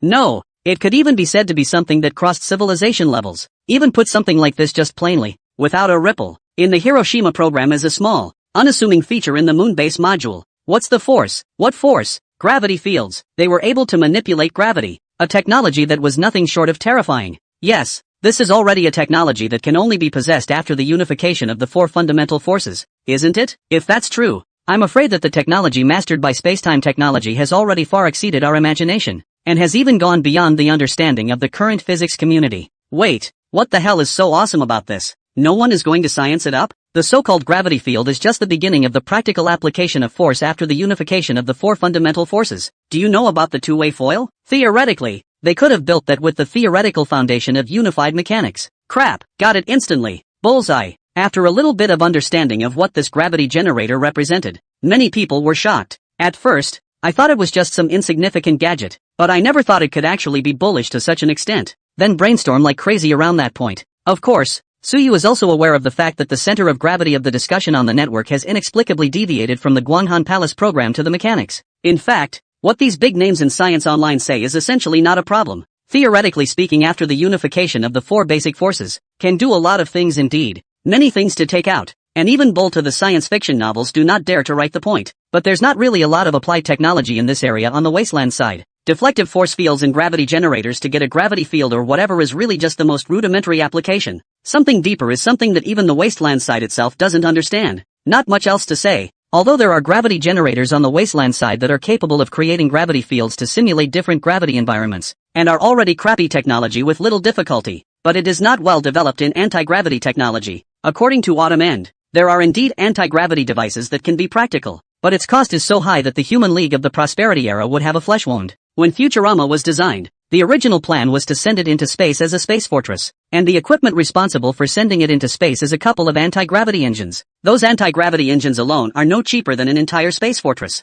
and it's a one-time thing, useless after sending Futurama into space. The bottom line is that this thing can't be miniaturized, or maybe the technology on the wasteland side can't make it miniaturized yet. Any anti-gravity engine is the size of that huge planetary engine in one of the Blue Star movies. Utility is simply about as good as none. So even the prosperity era on the wasteland side, who was too idle to do anything about it, didn't continue to work on this after just getting a test model out. Quite simply, interplanetary flight has work-free mass engines and does not require anti-gravity technology at all. And those huge starships outside the planet are in space from production to citation, and will not land on the surface at all. And the connection between space and the ground can rely on the space elevator. And naturally, it is even more difficult to use this thing. So the so-called anti-gravity technology seems completely chicken feed on the wasteland side. If it weren't for the fact that the Battle of Armageddon was about to begin, some rich people on the wasteland had teamed up to build Futurama to try to run away, and the workerless engines weren't enough to send this huge space fortress into space. There wouldn't have been any huge expense to build those anti-gravity engines that could only be used once. It turned out that the engine had only been built before the end came. An anti-gravity technique is so difficult, let alone some two-way foil descending strike. So even if the four basic forces have been unified, it doesn't mean that anything can be done. There is only a theoretical basis for it. And in scientific research, the distance between practical application and theory, one can only say that if you look at how much resources the world invested in controlled nuclear fusion before Suyu appeared, and how long it took to research it, you'll understand. In addition to the netizens' discussion of the matter on the internet, officials from various countries were also dumbfounded after seeing that timeless technology actually welcomed everyone to participate in the partnership. There was a rather surprising amount of enthusiasm shown for joining the Hirokan Palace program and exploring space with time tech. The last time there was a Tongtian wood building program, no country in the world participated except for Kyushu, though there's also the factor here that time tech has no intention or need to work with anyone else. But more importantly, other than Kyushu, who had seen the true technological power of spacetime technology, no one at that time even believed that they could really pull off the entire Tongtian Jianmu program. Even a foreign Nobel Prize winner had publicly stated that this was a completely whimsical technology, and that just the first stage of realizing controlled nuclear fusion commercially could trap timeless technology for at least 50 years. And, of course, the results were quite a slap in the face. In just a month's time, timeless technology had taken care of the technology for commercialized controlled fusion and was already planning more power stations. In addition to slapping the face of the foreign academic bigwig who had said that timeless technology would be stuck in fusion technology for 50 years, it also proved their technological level to the world. So this time, even if there was no active invitation from Timeless Technology in that announcement, they were afraid that they would still take the initiative to inquire about the relevant matters, wanting to get on the ride. There's no way around it. In the eyes of the world's top brass today, spacetime technology represents the future in every sense of the word. After all, there was a lot more going on yesterday than just fusion ignition. In that sea in southern Kyushu, Eagle Jam was a big loss. Although not many ordinary people knew about this matter, it would not be a secret to the top echelons of these countries. A destroyer was sunk, a carrier was outright lost, and a dozen carrier planes were destroyed. At least thousands of elite soldiers in advanced technical categories were injured or killed in the accident. This may still be a big secret for ordinary people, but for the heads of state, of course, it is not a secret. The unstoppable Eagle Sauce didn't even fight back this time after taking such a severe beating, and didn't even put a few words in his mouth. Anyone knows that such a thing is bound to be impossible for Kyushu to do, though in that part of the ocean, things like crippling an aircraft carrier and sinking a destroyer wouldn't be hard for Kyushu. But Eagle Jam, even if he hadn't fought in that battle yesterday, wouldn't have been able to hold his tongue, and would have put in a few harsh words at high and low levels, rather than not saying a word as he did now. And apart from Kyushu, the only other thing on the blue planet that could do that was apparently Time Tech. While it remains to be seen exactly what means Time Tech used to make the raging Eagle Jam withdraw in disgrace, that didn't stop the smaller nations from getting a clear signal. The hegemony of Eagle Jam may really be coming to an end this time. The future is on the side of Time Tech. If you don't lick it now, when will you? So it's not important whether or not you can actually participate in the Guanghan Palace program in the end. Showing your attitude and standing in line in a timely manner is the most important thing. In this regard, Suyu also came to the rescue, and they don't have to pay for it. They just have to pay someone when they come. Every person who took the initiative to apply to join the Guanghan Palace program, Suyu all gave them one or two, or a few of the first batch of slots to the moon. Even Eagle Sauce, who joined in on his own initiative godlike, he didn't stand in the way, taking it all in and allowing Eagle Sauce to send people to participate in the initial program. Of course, they were able to participate with only a token amount of personal outreach. All other things are taken care of by the spacetime technology. On the large sofa in the conference room on the top floor of the Arctic Palace, Suyu leisurely held his cell phone and swiped through the forum. On the side was Li Yuanxi, a small secretary who kept stamping on a pile of documents. These are basically the same documents that late Autumn has read. After reading it, it was sent directly to Suyu's office, and the printing equipment over here would print it out. Then Suyu will just put a stamp on it. This used to be his main job when he came to the office every day. Now, if he did, he could also throw this matter to Li Yuanxi to do, and he himself was naturally more leisurely. But after lying down for a short time, Autumn entered the office. Glancing at Li Yuanxi, who buried her head in the stamp, she came straight to Suyu and whispered in his ear, "The virtual tech site is almost done with the hours of practice it's been stockpiling for a while." Oh, Suyu's eyes immediately lit up and he put down his cell phone. "So can we start now?" "Could try." Autumn nodded. The thing about virtual cultivation cutting the length of cultivation was something he and Autumn had conceived when they released the virtual technology.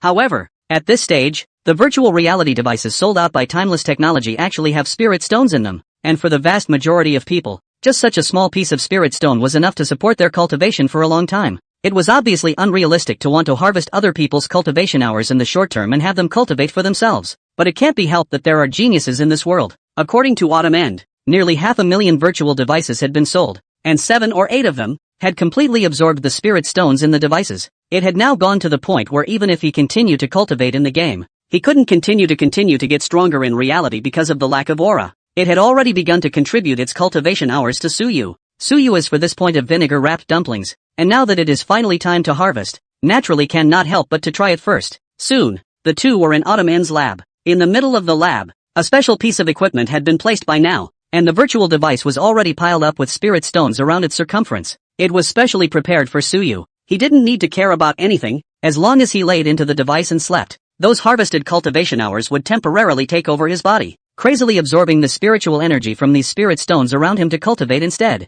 This was the substitute cultivation system that Autumn had come up with after studying the metaphysical side for so long. The principles inside were extremely complex, and Autumn even felt that this thing was normally much more difficult than unifying the 4 basic forces. If you want to study and understand it, you can't even think about it without 100 or 80 years. If it wasn't for the fact that she had high-end technology from both the technological and metaphysical sides for reference, and that these two very different paths happened to have a marvelous chemical reaction when they met, I'm afraid that even she would have had a hard time coming up with this in a short period of time. By the time Suyu played in the virtual world for a while and came out to take over his body again, it was already an hour later. Around the device, the spirit stones that were originally full of spirit stones had already had hundreds of pieces that had finished absorbing the spirit chi in them, turning into a field of ashes. And Suyu also clearly felt the difference between himself and before. Boom! Under the great commotion, a fist mark appeared on a thick steel plate that was visible to the naked eye. Suyu withdrew his unharmed fist with a calm expression, then he heard Chiu move from the side. Bone density is 9 times higher compared to before. Muscle density is 11 times higher. And strength is more than 10 times higher than before.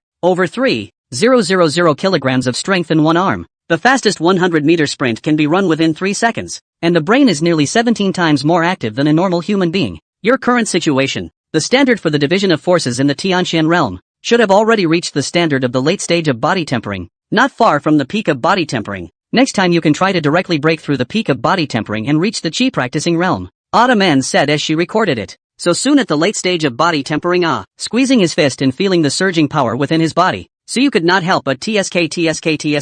This thing could be so much faster than if he had taken his time and practiced on his own. In this aspect of cultivation, although he couldn't be said to be talentless, that little talent was basically better than nothing. From the time he got the Gung Fu until now, Suyu had actually been practicing without any breaks, and he would set aside a few hours every day to practice, and with the unlimited supply of spirit stones, for such a long time he had just been at the early stage of body hardening, and even the middle stage of body hardening was still far away, but in a flash, he had reached the late stage of body tempering, and even with a little more effort he had gotten the chi practicing stage. It's true that it's still faster to upgrade with a hang-on. At this rate, when the virtual device is really completely popularized, and a few more times, won't I even be able to easily reach the Yuan Ing transformation god? Suyu casually said. It's impossible. According to the cultivation system of the Tianqian realm, after every upgrade, the difficulty of continuing to cultivate rises exponentially. Chiu shook his head. Upgrading quickly now is also just because your realm is currently lower as well. By the time we reach the chi practicing stage, or even the foundation establishment stage,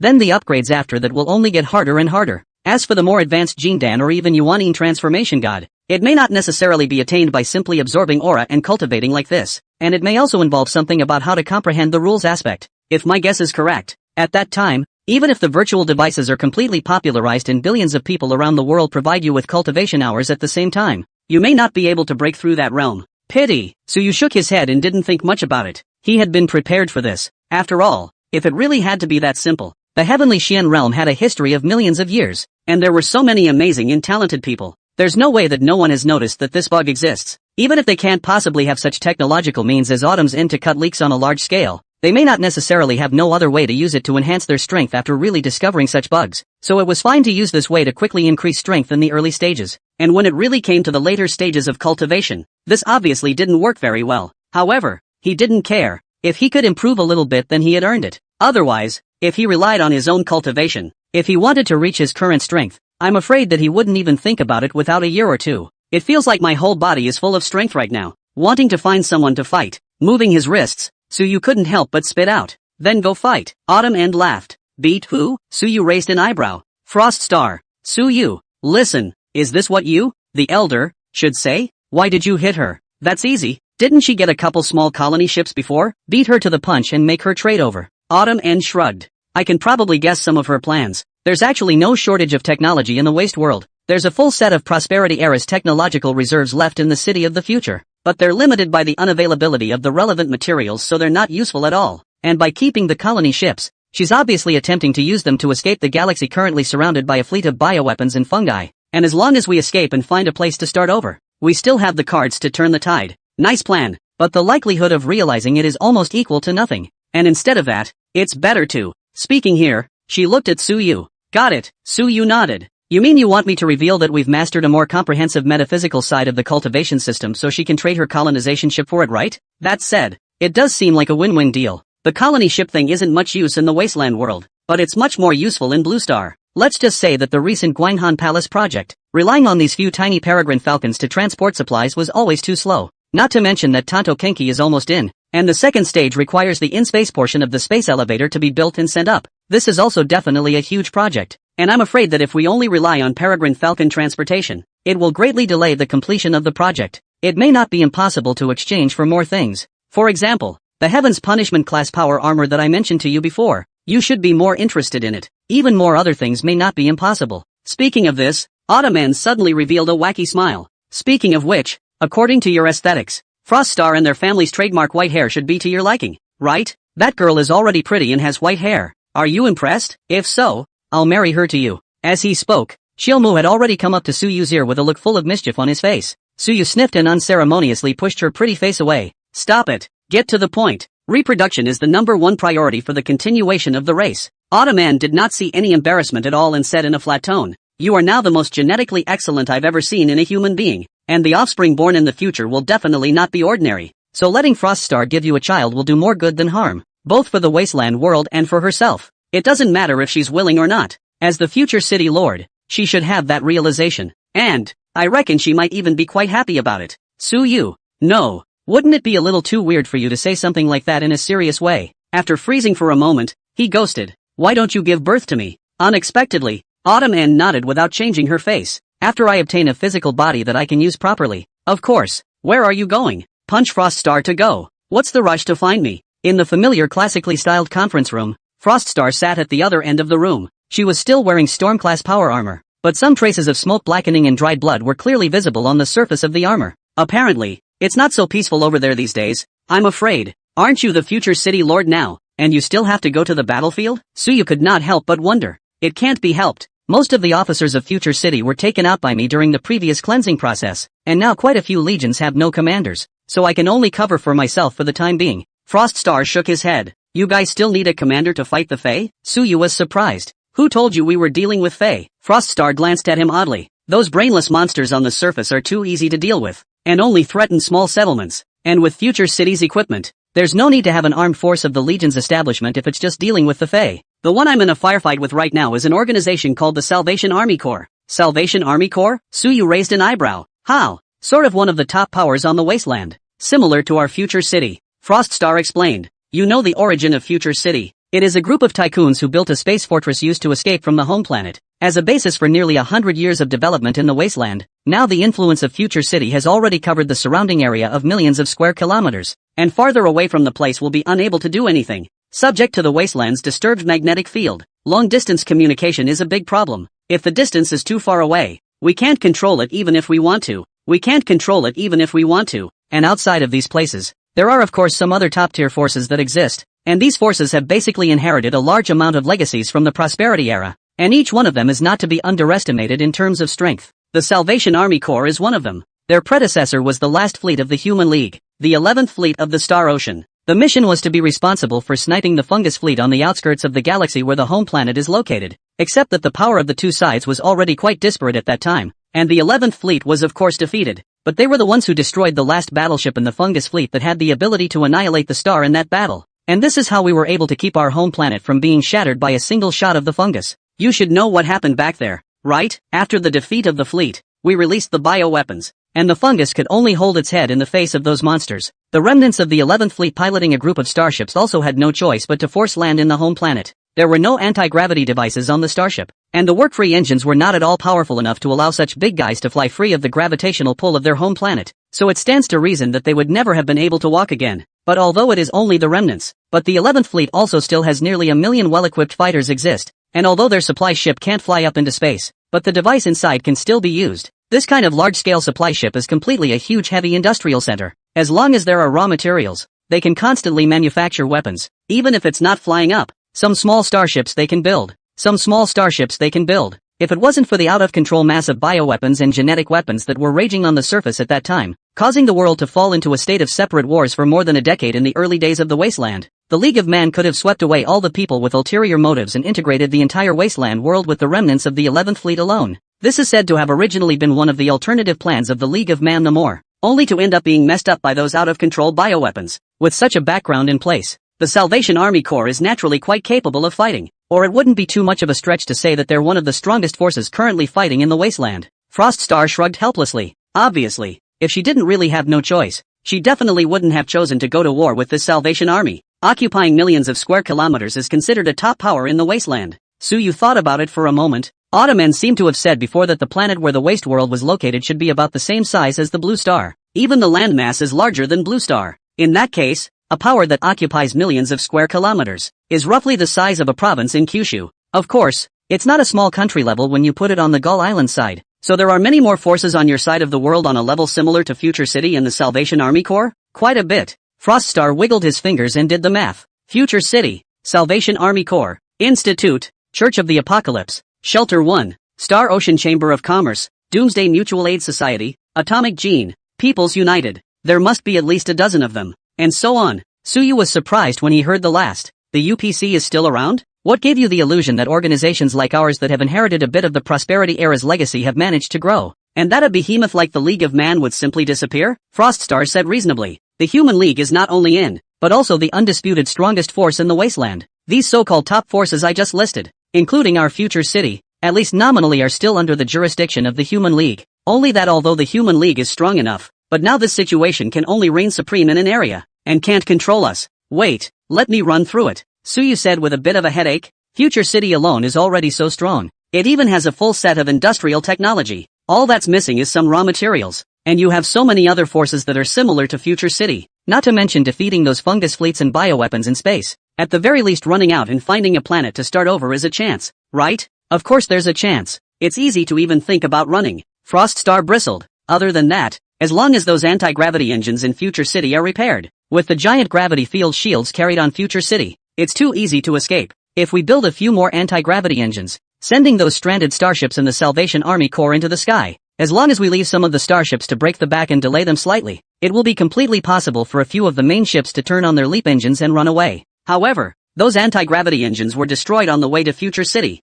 and the place where they were destroyed was more than 6,000 kilometers away from Future City, within the sphere of influence of the Church of the Apocalypse. The place where the anti-gravity engines were manufactured and assembled was more than 10,000 kilometers away from Future City, within the sphere of influence of the Star Ocean Chamber of Commerce. The manufacturing technology of the anti-gravity engine was again not publicized and was in the hands of the Research Institute. The large amount of materials needed to manufacture the anti-gravity engine are only available at Sanctuary No. 1. And the most crucial thing is that even if this plan does work, the only ones who will eventually succeed in escaping this galaxy to go to the outer planets and start over are us. Future City. Plus at most those few starships of the Salvation Army Corps. That's why it's impossible for other forces to agree. As a matter of fact, when Auntie Autumn was still the Future City's lord at the time, she also mentioned this plan at a meeting of the League of Man, and the result was, of course, that all of them were against it except for the Salvation Army Corps, and they all came up with their own plans as well. All of these plans have a high probability of getting us out of the mess we're in, but it's not much use because the biggest beneficiaries are mostly the ones who come up with the plans, but it requires a joint effort by everyone else, and no one else is likely to agree to it.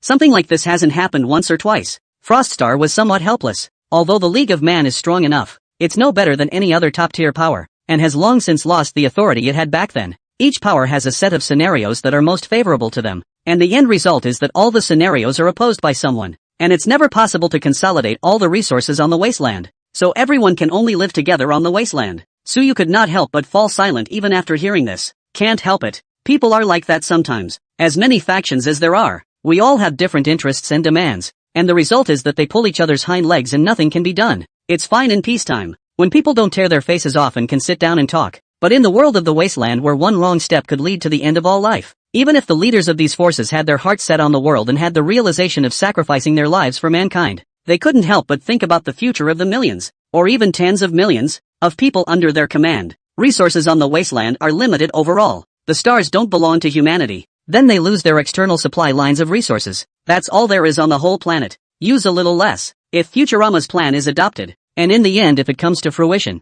Futurama's space fortresses and Salvation Army Corps starships will of course be able to pat themselves on the back. But what about the rest? The remaining resources on the wasteland were already low, and now they are being consumed in this program. Is the rest of everyone still alive? As for what about first we all pitch in to make a certain power run out first, then when they get established on other planets and go big for a few decades then come back to restore the glory of the UPC. I'm afraid that even the person who said it doesn't believe it when this kind of crap is said. The scale of those bioweapons in the sky right now, even if they were at the peak of the Prosperity Era Human League, they would have to mobilize all their fleets together to get rid of them. Developing for decades? Don't even think about it without 200 years. After 200 years people have changed generations, and who among those who ran out will remember the home planet that has been turned into hell? Who else is willing to spend countless manpower and resources to fight those bioweapons for a planet that has almost no value? So with the Human League no longer able to consolidate its resources, it is simply unrealistic for the wasteland humans to try to recreate the glory of the Human League. Of course, it's not like there's no chance at all now. At least Froststar had a trading platform and a supply line from the outside,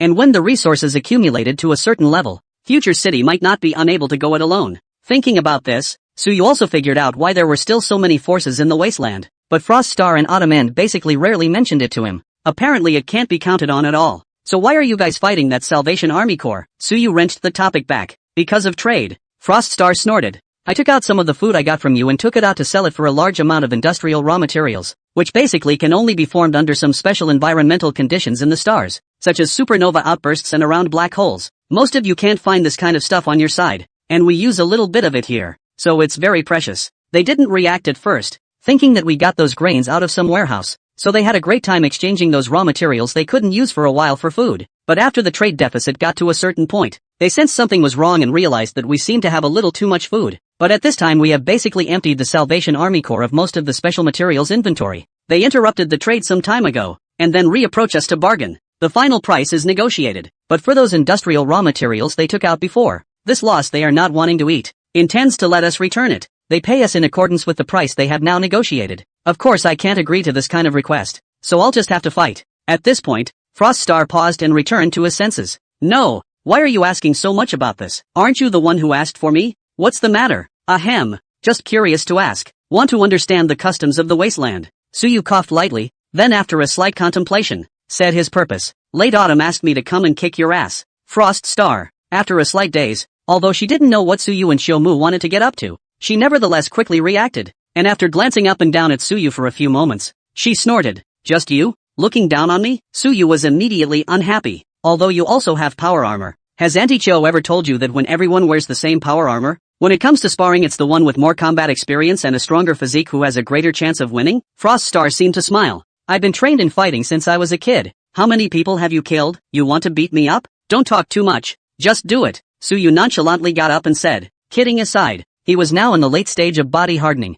It was unrealistic to put over power armor with his bare hands, but if you wear power armor yourself, you can exhaust your opponent just by hard physical exertion, right? She's all original, no mechanical modifications at all. At the top of the day the physical abilities are still within the realm of normal. It's impossible to be stronger than him. As for skills and whatnot, the so-called 1 power to 10, the gap is so big that to a certain extent, skills are completely useless. A boxer who is 48 kilograms or less, with even more impressive skills, will only be able to be dried up by a punch when he meets a boxer who is 91 kilograms or more. It's hard to close in power armor, and I'm afraid I'll beat you to death, so I'll just use my bare hands. Anyway, if everyone has power armor it's the same as if everyone doesn't, and there's not a lot of power armor, so it's hard to fix it if you break it. As Froststar spoke, he directly removed his heavy armor and walked out from it. As for Suyu, he didn't wear power armor at all when he came in. Trading space is normally not allowed to harm each other, and being able to enter here, by default, both parties have signed a security agreement, but it's easy to get a fight. Just break the security protocols. Of course, after lifting it and being killed the trading space won't care is all, unless one takes the initiative to ask for help from the trading space when one is about to die. The trading space also has an agent shelter program that is going to take the initiative to save the agent from death. A certain amount of trading points will be deducted though. In this regard, whether it was Froststar or Suyu, they had basically figured out the rules, since the intention was to cut a deal. Of course the security protocols had been lifted. Suyu's offer to spar was of course because he wanted to try out his current strength. After all, he had just been upgraded, and it always felt a bit awkward not to try a fight. Exporting the metaphysical side of the cultivation side of the technology to the Froststar side was incidental at best, at the suggestion of Autumn and Froststar's purpose for agreeing to Suyu's cut was simpler. She had figured out one thing, that was that the life extension golden pill that Suyu had given him could only be consumed at most once by a person. This discovery made her grit her teeth every time she remembered how many times she had been punked by Suyu with this thing. Since Suyu now took the initiative to propose a sparring session, then of course she had no reason to refuse. Originally, she had a violent personality. In other words, a certain tendency towards violence, plus being pitched a few big waves by Suyu. I've wanted to beat him up for a long time. Of course, Froststar also realized that Suyu suddenly looked for her for this matter, and was afraid that he had some other purpose. Also wanted to see what kind of trouble Suyu was trying to make. Don't worry, I'll try not to beat you to death. Anyway, Auntie Chio is on your side. Break a few bones and she'll fix you up. As she spoke, Froststar picked her white chin, signaling that Suyu could make the first move. Suyu, on the other hand, glanced at her exploding figure under her tights and couldn't help but think of what Shomu said before he came. I don't know if Auntie Cho's words count. Ahem. Returning to his senses, he looked at Froststar, who was already in a fighting stance, and focused a bit more. Of course, there are only a few of them. He could now roughly sense what Shin Fluttershy meant by spiritual awareness. It was a metaphysical sensation, probably similar to what the Blue Stars call a sixth sense. Perhaps because the cultivation level is still relatively low, this feeling is not too clear, but it is practically there, and in the feedback that spiritual awareness gave him, Suyu could probably get a conclusion. The Froststar in front of him was indeed stronger than an ordinary person, and more than likely had the strength of a pre-hardened body. I think I've also used the primary gene potion in the trading platform mall. If before today, Suyu's strength was only at the early stage of body hardening, and his skills and experience were even far inferior to a warrior like Froststar who had fought all sorts of people or monsters in the wasteland. Cutting with Froststar is mostly just pure abuse. But this is one thing and this is another. With his current strength at the late stage of body tempering, if he were to spar with Froststar, probably, putting her down casually? Since it's a sparring match, there has to be some sort of colorful prize, Suyu said after a brief thought. The picture's gone, hasn't it? What do you want? Froststar laughed. She knew that Suyu must have some other purpose in suddenly seeking her out for a sparring session. Celestial Punishment class power armor? Or the colony ship you have would work. Impossible. Froststar's face changed when she heard this, and she replied without hesitation. There are only a few sets of Sky Punishment class power armor, and they've been sealed in storage, so I can't even use them myself. As for the colonization ship, it's still of great use to me, and you can't even think about it. Don't you want to know what I'm going to take as a lottery prize? Suyu asked rhetorically. With that, he pulled out what seemed to be a rudimentary-looking scarecrow. Scapegoat dolls, capable of allowing a person to die once in a fatal attack on behalf of the person. Produced by the high-end metaphysical side of the world. You go to war every day and fight people to the death. This should need this very much, right? You've matched another trade that you can successfully trade with. And the other party is still on the arcane side? Froststar's eyes narrowed, his gaze resting on the scapegoat doll. There was a flash of heat under his eyes. That's the kind of thing that no one would be unmoved by. Especially for her living in a chaotic wasteland world. The value was definitely no less than a piece of Heaven's Punishment class power armor. It's been matched for a while now. So is the parley I mentioned just now okay? Suyu replied indifferently. Honestly, it was hard for him to die on the blue planet, even if someone glued a nuclear bomb to his face. The big deal was that he was just a drill in the king's trading space, and it was unlikely that anyone would be able to do anything to him. So this scapegoat doll put in the hand is just to seek a peace of mind. Something better than nothing. It's better to take it out as a lottery prize. More importantly, he didn't think he could beat Froststar. Okay, Froststar, who had been reluctant just a moment ago, agreed without even thinking about it at this moment. One Sky Penalty class power armor. Is that enough? Of course it's enough. Come on then. The color of excitement flashed under Froststar's eyes. Obviously, like Suyu, she didn't think she would lose. So after seeing the colorful prize that Suyu took out, he agreed to it almost without even thinking about it. Are you sure you want me to make the first move? Suyu tried. Cut the crap and hurry up. I'm busy, Froststar said impatiently. Then, watch this. Suyu curled his feet and stomped on the ground with force, and with the terrifying power added, he instantly scurried out a few meters and arrived in front of Froststar. An unrelenting whiplash went out. Froststar's originally confident demeanor couldn't help but change, subconsciously raising her hand to block her body. Boo! A dull sound rang out, and she didn't even have time to let out a cry of surprise before she was lifted backwards by the terrifying force and flew out, crashing straight into the wall of the conference room. Ahem, you took your medicine? Froststar coughed twice and stumbled a bit to get up from the ground. The little arms of both hands were already numb, and she didn't have to look at them to know that they would be absolutely bruised up later. However, she didn't care too much about these small issues, but instead looked at Suyu with a shocked expression. Immediately, as if she had remembered something, not waiting for Suyu to answer her question just now, she was busy asking after him. No, you were injected with the platform's intermediate gene potion? Is this second stitch actually that great of a boost in strength? Not a gene potion? Suyu shook his head and did not explain too much. Instead he smiled. How? Still fighting? Fight. Froststar's expression finally became much more serious. Just now, although Suyu's blow was powerful and her speed and strength were far superior to hers, she did not feel that she did not have a chance of winning. Just kidding. She, Froststar, the most outstanding genius of Future City in the past 100 years, the Future City Lord, and the youngest top-tier power controller in the waste world. A life is not weak, alright? What kind of talk is there about admitting defeat right at the beginning? Then don't cry later. Suyu laughed. That kick just now could be said to not even bring out a tenth of his strength. After all, he had just mastered this level of power, and he didn't know what the effect of his full strength was, fearing that he would give Froststar a death at once. So try to keep your strength in check. Since this guy is still alive and kicking and talking tough, there's no need to be polite. Drink! This time, Froststar didn't wait for Suyu to make the first move, but grabbed the first opportunity. With a single movement of his feet, he crossed a distance of 10 or so meters and arrived at Suyu's side in almost an instant. The same whip leg sweep as he had just done. However, when Suyu used this move against her just now, she could only barely react. But now she was not very good at using this trick against Suyu. That swift pace, in Suyu's view, was like turning on slow motion. There was no speed to speak of. With a flick of his left hand, he took hold of her ankle. Suyu looked at Froststar, whose face flashed with a stunned look, and without hesitation, his right hand clasped her neck. With a casual flick of his hand, he pinched her neck and glued her entire body to the wall behind him. The huge force on his neck instantly caused Froststar to feel a horrifying sense of suffocation accompanied by a stabbing pain. For a moment she even felt her neck crushing. As for her back hitting the wall, the feeling of her whole body falling apart, she couldn't care less. Seeing this, Suyu's hand slightly loosened and released her. You, cough cough cough. However, this time Froststar was obviously beaten up, and just as he tried to say something, he coughed and coughed. There was a stumble in his step and he almost fell. Luckily, Suyu was quick on his feet and grabbed her thin waist and swept her into his arms. Seeing her small, red, wretched face, she felt out of breath. I've been punked by this bitch before. You've had your day, too. Well, convinced? You, Froststar subconsciously wanted to say no, but remembering the feeling of her neck being almost crushed just now, she let out a cold snort and closed her mouth. When Suyu saw her like this, he estimated that he couldn't talk about the next business without slowing down. Then she helped her to her place and sat down to rest. The process naturally involves some physical contact.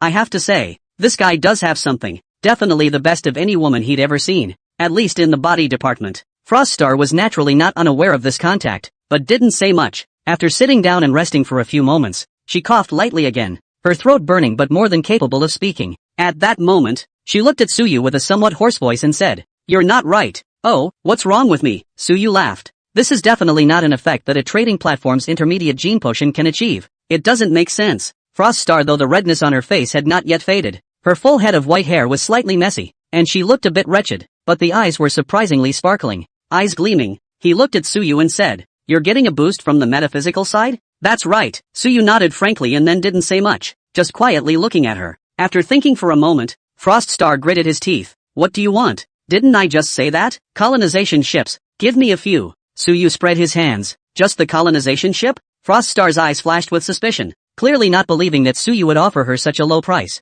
After all, a few colony ships were nothing at all compared to the metaphysical side's methods of boosting their own strength. Suyu knocked on the table in front of him and said after a little thought, "Surely more than a few colony ships. What if I said I wanted a whole line of starships?" "No way," Froststar said flatly. "There's nothing like that in Futurama. And the only ones in the entire wasteland capable of producing starships right now are that giant supply ship from the Salvation Army Corps and the Human Leagues." Halfway through speaking, she suddenly reacted and turned her head to look at Suyu in surprise. "You don't want me to destroy the Salvation Army Corps and trade you that starship-capable starship supply ship, do you? Or what?" Honestly, Suyu didn't think so much at first, just going to take the few colony ships she has and forget about it. But after hearing what Froststar had just said, there was a bit of something else going on. The value of a Prosperity-era fleet replenishment ship is simply incalculable. This thing would be a pure waste in the wasteland. There aren't enough resources over there, even with the equipment to build starships. And even if they built a starship, they couldn't fly it. If Suyu was able to get his hands on it, then he could completely turn on the explosive soldier mode on the Blue Star side. Of course,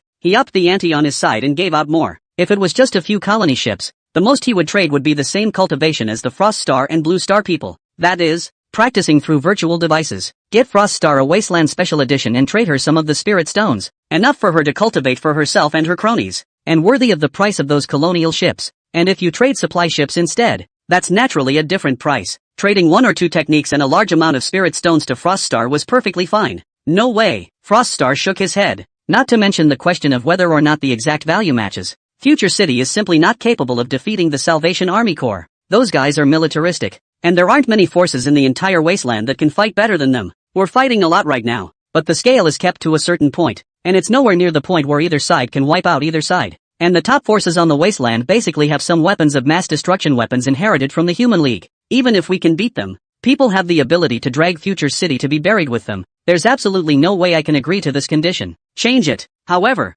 Suyu was unmoved and turned to say, "Tell me where the Salvation Army Corps came from and where they are now, and I'll listen." Froststar looked at him helplessly, and after a moment's thought, he said, "The Salvation Army Corps is a huge war machine. Their predecessor was originally the 11th Fleet, and almost all of the Corps personnel inside are descendants of the surviving soldiers of the 11th Fleet at the time, with a population size of roughly 3 million now. Of course, this refers to the actual Salvation Army Corps members, the ones who get to live in their core area. And in addition to these people, the Salvation Army Corps also holds nearly 1 million square kilometers of land. That area belonged to be an ecological reserve before the war, and was relatively sparsely populated. So even though their sphere of influence wasn't small, the population wasn't much, only 30 to 40 million people. All along, the Salvation Corps has been managing their imperial sphere of influence according to the military control system. And under this system, everyone within the Salvation Corps' sphere of influence is a warrior who is ready to take their weapons to the battlefield at any time. And coupled with the existence of that giant supply ship, their heavy industry is quite developed. That's why the Salvation Army Corps' combat power is extremely strong. About 30 or so years ago,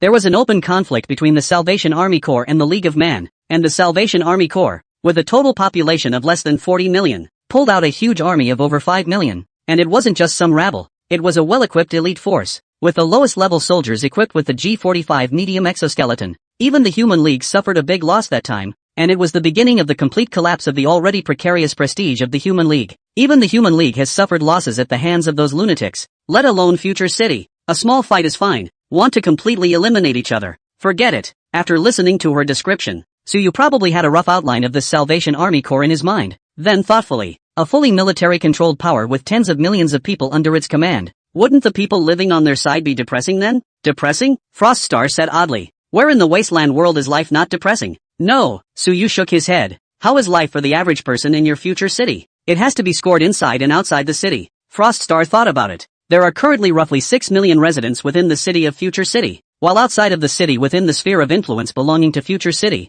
there are nearly 100 million more, spread out over hundreds of thousands of square kilometers in the form of large and small gathering places. If we are talking about the interior of Future City, these millions of people are the earliest batch of Future City residents. Thanks to the large amount of resources stored in the Space Bastion, life in Future City is much better than outside. Except for the relative scarcity in food due to genetic and biological contamination, the entire Future City's life pattern is not as wanting to be laid back as in the pre-war prosperity era, but it is also absolutely can't be considered poor. The residents of the city are required to work only 6 hours a day and are paid enough to experience a wealth of recreational activities within the city. It can be said that apart from the food aspect, which is really out of the question, the residents of Future City still have a high level of happiness, and are the closest thing on the wasteland to the pattern of life during the prosperity era. And now that I've gradually begun to decentralize some of the food, the residents of Future City have greatly improved in terms of what they eat in addition to the difficult-to-swallow nutritional cream. And outside of Future City, the residents of those gathering places that also nominally fall under Future City's jurisdiction aren't treated so well. But that can't be helped. Future City's carrying capacity is limited. The current population has already reached its limit. It's impossible for me to let more people in. And outside of Future City, the environment alone is extremely harsh. Not to mention other aspects. It's hard for people outside of the city to live, and naturally it's even more of an extravagance to want to live comfortably. Even for many of the settlement's leaders, the goal of their entire lives is no more than to be able to join Future City. All we can do is try to maintain peace and quiet in the area, and send people to help them out of a crisis when they're attacked by other gatherings, or by the Fae. And while they've been given the shelter of Future City, they'll need to regularly turn in a batch of prosperity-era stuff dug out of the wasteland. That's probably how Futuro City and those gathering places outside of Futuro City get along. And as for what they do privately within the gathering places, as long as it doesn't get particularly ugly, we usually don't ask about it, and in fact don't have the ability to ask about it. For most of the wasteland people who even have the luxury of eating nutrient paste to fill their stomachs, unless we can provide them with the most basic livelihood security, they can't even guarantee their basic survival needs, but they have to be limited by some rules and regulations, which will instead kill more people.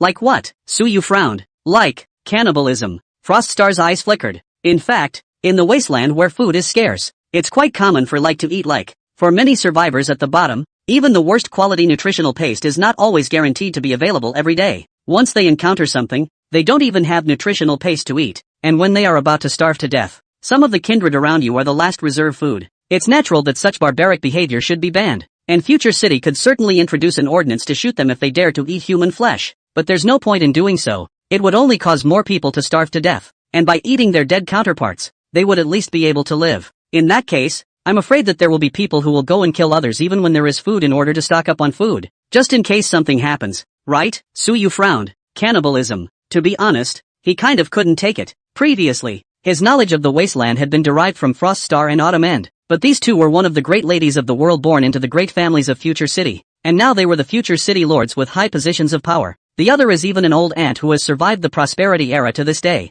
The two of them surely knew what the wasteland world was really like, but the suffering of the wastelanders was hardly reflected in them. When talking to them, Froststar said the most about trading issues, and Autumn End said the most about some scientific research, and then the daily exchanges. Even Autumn End seemed reluctant to mention much about what the wasteland world had originally been like, even deliberately avoiding such topics at times. Probably, don't really want to recall these not-so-fond memories? Thinking about this, he seemed to suddenly understand why Autumn End wanted to come and visit Bluestar before he died. For someone like her, born in the utopia of the prosperity era, the current state of the wasteland was a hell on earth. She had seen the beauty of the prosperity era and the horrors of the wasteland era, and it didn't seem unfathomable that she would choose to escape before she died when she was powerless to change the situation. Hearing Suyu's question, Froststar faintly said, I don't know if there is such a saying in your world. What's the word? Suyu looked at Froststar. She was then heard to utter a string of wasteland words that she didn't understand at all. But after this passage was translated by the trading platform, what was heard in Suyu's ears was clearly, what goes around comes around. Some forces want to kill people on a large scale to store food.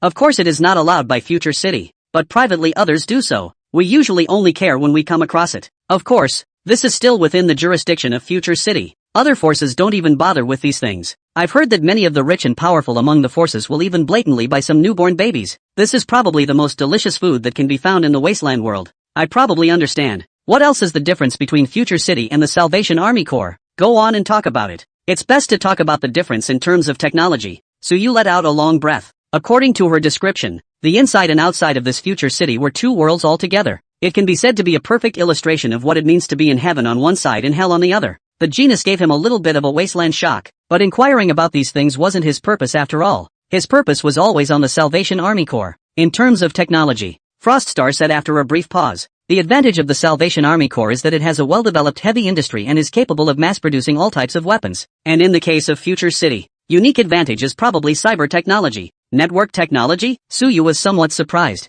If he remembered correctly, Ottoman had once said that the magnetic field on the wasteland side was disturbed, making long-distance communication extremely difficult, not to mention the internet. Of course, it's not unusual for Futurama, being a sky fortress, to have a network inside, but Froststar suddenly brought up this matter at this time, and it was obvious that the network technology mentioned here was not referring to Future City's intranet. That's right, cybertech, Froststar said with certainty. In fact, our technology in this area has always been more developed and has been a key item in previous foreign exports. The internal networks of the vast majority of the settlements living forces throughout the wasteland. The networks they use internally were all built by us, including the Salvation Army. It's just that in the past, due to the wasteland environment, these networks were all independent of each other and couldn't be connected to each other. But recently there happened to be another breakthrough in this area, and the science team from Future City managed to find quite a few satellites that were still functioning in that pile of space junk out in space, and have already activated them successfully. These satellites from the Prosperity Era period are extremely resistant to interference, and are fully capable of assuming the function of communication satellites in today's chaotic electromagnetic environment of the wasteland. And because they have been floating in space for a long time, they won't attract the attention of those bioweapons to be destroyed, and the coverage is sufficient to encompass the entire wasteland after they are strung together. We've been gradually promoting the network on the part of Future City, and it's estimated that in the near future, all the settlements on the wasteland, at least in terms of the network, will be connected. Froststar briefly explained about the network. For his part, Suyu's eyes brightened the more he listened. When she had finished, she immediately said, since it's hard to beat the Salvation Army Corps in a short period of time in a frontal hard encounter, why don't we change our mindset? I have an idea that might be able to take care of them without bloodshed. Oh, tell me about it, Froststar said with some curiosity. It's simple. Mastering the network. That's like mastering the mouthpiece. Suyu said with certainty. You can totally mess them up internally if you want. Imagine that prior to that, people in the Salvation Army Corps had been under military control, and there weren't a lot of supplies or ways to entertain themselves, and life was pretty depressing. But compare that to the miserable state of the survivors out there, and the vast majority of them probably won't complain too much. But once the network is connected, you can have the people of Futurama properly show off their lives on the internet, in the good way. Of course, what will those people from the Salvation Army Corps think after they have been repressed for so long and see that the residents of Future City can actually live so well in the wasteland? That simple? Will it work? Froststar said suspiciously. Of course it will be effective, and it's certainly not that simple to implement, including how to unobtrusively publicize it, how to mobilize emotions, and how to buy off the middle and upper echelons of the Salvation Army Corps, all of which are carefully outlined in a charter. And don't you forget, your bigger advantage over the internet is the ability to serve real food, life in the world. After the most basic food and clothing do not need to worry about, the pursuit of nothing more than to eat, drink and play that point, and the Salvation Army Corps even the middle and high level, also completely lost the option to eat and drink. Play compared to you are also extremely scarce. As long as you publicize and place after the initiative to contact, they may not be unmoved. Suyu's tone was very certain. Joking aside, tactics like fishing wheel warfare and exporting values are defensible, even in a world like Blue Star where countless countries were in a big mess. Anyone who knew there was such a thing as a fishing wheel war likewise didn't have much of a good way to deal with it. Not to mention the wastelanders who have lived through centuries of prosperity epics where humanity was united in centuries of wasteland epics. Their side's experience with human-to-human fighting was obviously still a bit too tender compared to the Blue Star side, which was still at the stage of physical destruction. It's times like these that a little Blue Star shocker will definitely show them what it means to be a true infighting insider. But, is this really going to mess with the Salvation Army Corps? Froststar was still a little unconvinced that these small tactics that couldn't be on the table could have such an effect. Of course you can. Never underestimate what stupid things people will do when driven by selfishness. But if we want to completely mess up the Salvation Army core with just this, it will definitely take some time. And that time is estimated to be measured in years. But the last thing we need is time, isn't it? Suyu smiled. Anyway, you first do as you think. Later when I go back and let Autumn help to draw up a rough plan out, you can just implement it accordingly, and then come back to ask me if there's anything you don't understand. So, Froststar frowned. Regarding the trade of items on the metaphysical side, it will also have to wait until after the Salvation Army is taken care of? That won't be necessary. We can trade now. Just give me those colony ships first. Suyu roughly explained to her again the difference between using a virtual device to cultivate and directly giving a gong method. Much like he expected, Froststar quickly agreed when she heard his proposal. Very painfully, he took the 3 colonial ships on hand and the set of Heaven's Punishment class power armor that he had just lost in a cut and run, in exchange for the virtual equipment in Suyu's hand that could enter the virtual world to cultivate. It was also exchanged for 1 million spirit stones, if she didn't have the intention of massively spreading these virtual immortal cultivation devices in Future City. Then these 1 million spirit stones should be enough for her to use for a long time. After the deal was initially finalized, Froststar then let out a long breath, then provocatively seemed to look at Suyu Road. You took advantage of the Xuanchu side cultivation in today's duel. Next time I'll come back after I figure out the Xuanchu side's cultivation. Don't be afraid to answer the battle then. Suyu was instantly happy at his words. Still want to fight? Not to mention that he had a large group of substitutes in Blue Star to help him cultivate, and his cultivation was growing by leaps and bounds. Even if it was normal cultivation, Froststar, even if he was a genius, it would be hard to beat him at the same level as him, right? Especially after reaching the Qi practicing stage or even the foundation establishment stage. He still had quite a few spells and aptitudes from the Tianqian realm on hand. Froststar only had cultivation techniques, so why would he be able to beat him? Thinking about this and seeing the look of pride on her face, Suyu's heart moved. In the next moment, his figure flickered and instantly appeared on Froststar's side like a ghost. Before Froststar could react, she felt a pinch on her face, while Suyu's voice and warm breath came from her ears. Next time, you'll get a spanking if you lose. When she came back to her senses, she realized that Suyu had already returned to her seat and never seemed to have moved. On the delicate face, the original proud look gradually solidified, and the redness that had just dissipated not long ago reappeared, froze for a while, left a sentence of "you wait" cruel words, then fled as if hurried offline. As it turns out, Autumn's vision was right after all. At that time, when she handed Froststar the authority to represent the supremacy of Future City as the city lord, she said that Froststar was too young and frivolous, and was actually not very suitable to be the city lord, and it actually does. Although when Suyu met Froststar, she was already in a high position, and at a young age, she was a bigwig at the level of a legionnaire, but she wasn't actually as old as Suyu, and according to Autumn, Froststar's age converted to Blue Star's side was only 24 now. While not lacking in thoughtfulness, most of the time she doesn't seem to be much of a thinker and acts in a rather grumpy style. This was evident from the fact that he was provoked by Suyu to spar with him in just a few words and pressed a Heaven's Punishment class power armor. Therefore, when preparing the fishing will battle plan for her to deal with the Salvation Army Corps, Autumn had also written it in great detail with considerable dedication. I'm afraid she won't be able to understand and make a scene. There was so much to consider that even with the computing power of Autumn's bionic human mid-computer, it took her a little over half the night to get through all of this. It belongs to the people who are worried about Future City, and while Autumn was worrying about Future City, Suyu was finally waiting for the matchmaking opportunity refresh that refreshed once every week to refresh again. No hesitation in opening the match. Transaction object matching in progress. Match successful. Entering trading space. His eyes flashed, and when he opened his eyes again, Suyu realized that the location he was currently in had turned into another somewhat dimly lit cave. Various utensils made of bones hung around the perimeter of the cave, making it look rather eerie. As for the point that the position of different trading objects is different, Suyu has roughly known what is going on. Presumably, the trading platform will take the initiative to adapt an environment that both parties can quickly accept as a trading space according to the cultural customs of the trading parties. It wasn't that Suyu had traveled to someone else's world. Therefore, very often, after entering the trading space, as long as the general look at the environment, they feel not too contrary words, Suyu will think that the probability of success of the transaction is very high. This proved that he had at least quite a bit in common with the person he was matched to trade with this time, and should be able to communicate properly, like the tentacle monsters and goblins and such that he had been matched with before. That environment was a bit too much for him to handle once he was inside. It shows that even though the trading platform is trying to adapt, it is still not possible to create an environment that both parties can adapt to because of the gap between their cultures and outlooks, and so on. And this match to the trading space. To be honest, Suyu took one look at this environment and felt that this transaction was only half cool. Other than that, the hole full of white bones, although he didn't seem to see any human bones or anything in there, was enough to put people off. This proves that the person he's dealing with this time isn't that communicative.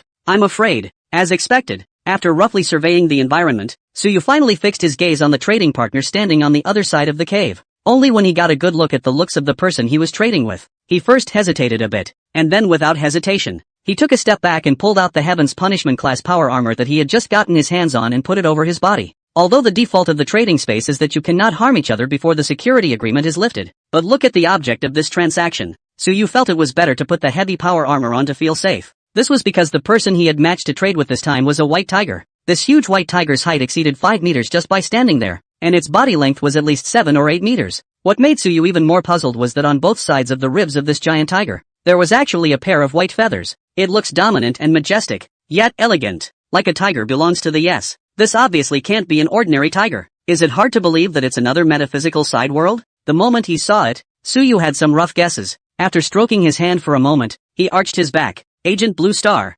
Suyu. On the opposite side, the huge tiger similarly nodded at the sight and said, Beast God Realm Agent, Bai Hong. As it spoke, it shrunk in size rapidly. In the end, he actually became a tall woman who was at least 1 meter 8 or taller, wearing a white cloak. The woman had picturesque eyebrows, a standard 9-headed body, and a pair of long legs that were straight and slender yet appeared to be full of power. This sudden change of heart for Suyu was something he never expected. But looking at this, she was left with a pair of fluffy white ears on top of her head after the transformation was a near miss. Crap, the beast-eared lady. It was good that he had also seen the world, and after freezing for a moment at first, he quickly reacted and politely said, I wonder what buy. What are the needs of fellow Taoist Bai? What do you want to buy? Or what do you want to sell? Bai Hong sniffed and swept his gaze over his face, finally settling on the dark red sky punishment class power armor he was wearing. You're from the tech side of the world? The tech side? Hearing this word, Suyu instantly realized that something was wrong. From the circumstances of her transformation just now, it was clear that this tigress did not possess the characteristics of the technological side, but was more like the means of the metaphysical side, and tech side worlds, similar to the Blue Star kind. After the gradual abundance of productivity, even the basic life of ordinary people has been guaranteed. Such a situation, in order to meet the growing spiritual needs, the technological side of the world and the development of a certain degree after the cultural will certainly usher in the development of the peak. So if someone from the tech side of the world has some knowledge of the metaphysical side, that's actually quite normal. But when it comes to literature, arcane-like abilities are a topic that can't be gotten around. Whether it's the blue planet or a tech side world like the waste world, there are similar legends and stories. And in turn, the metaphysical side of the world where the strong are strong enough to have the ability to warp the heavens and the earth,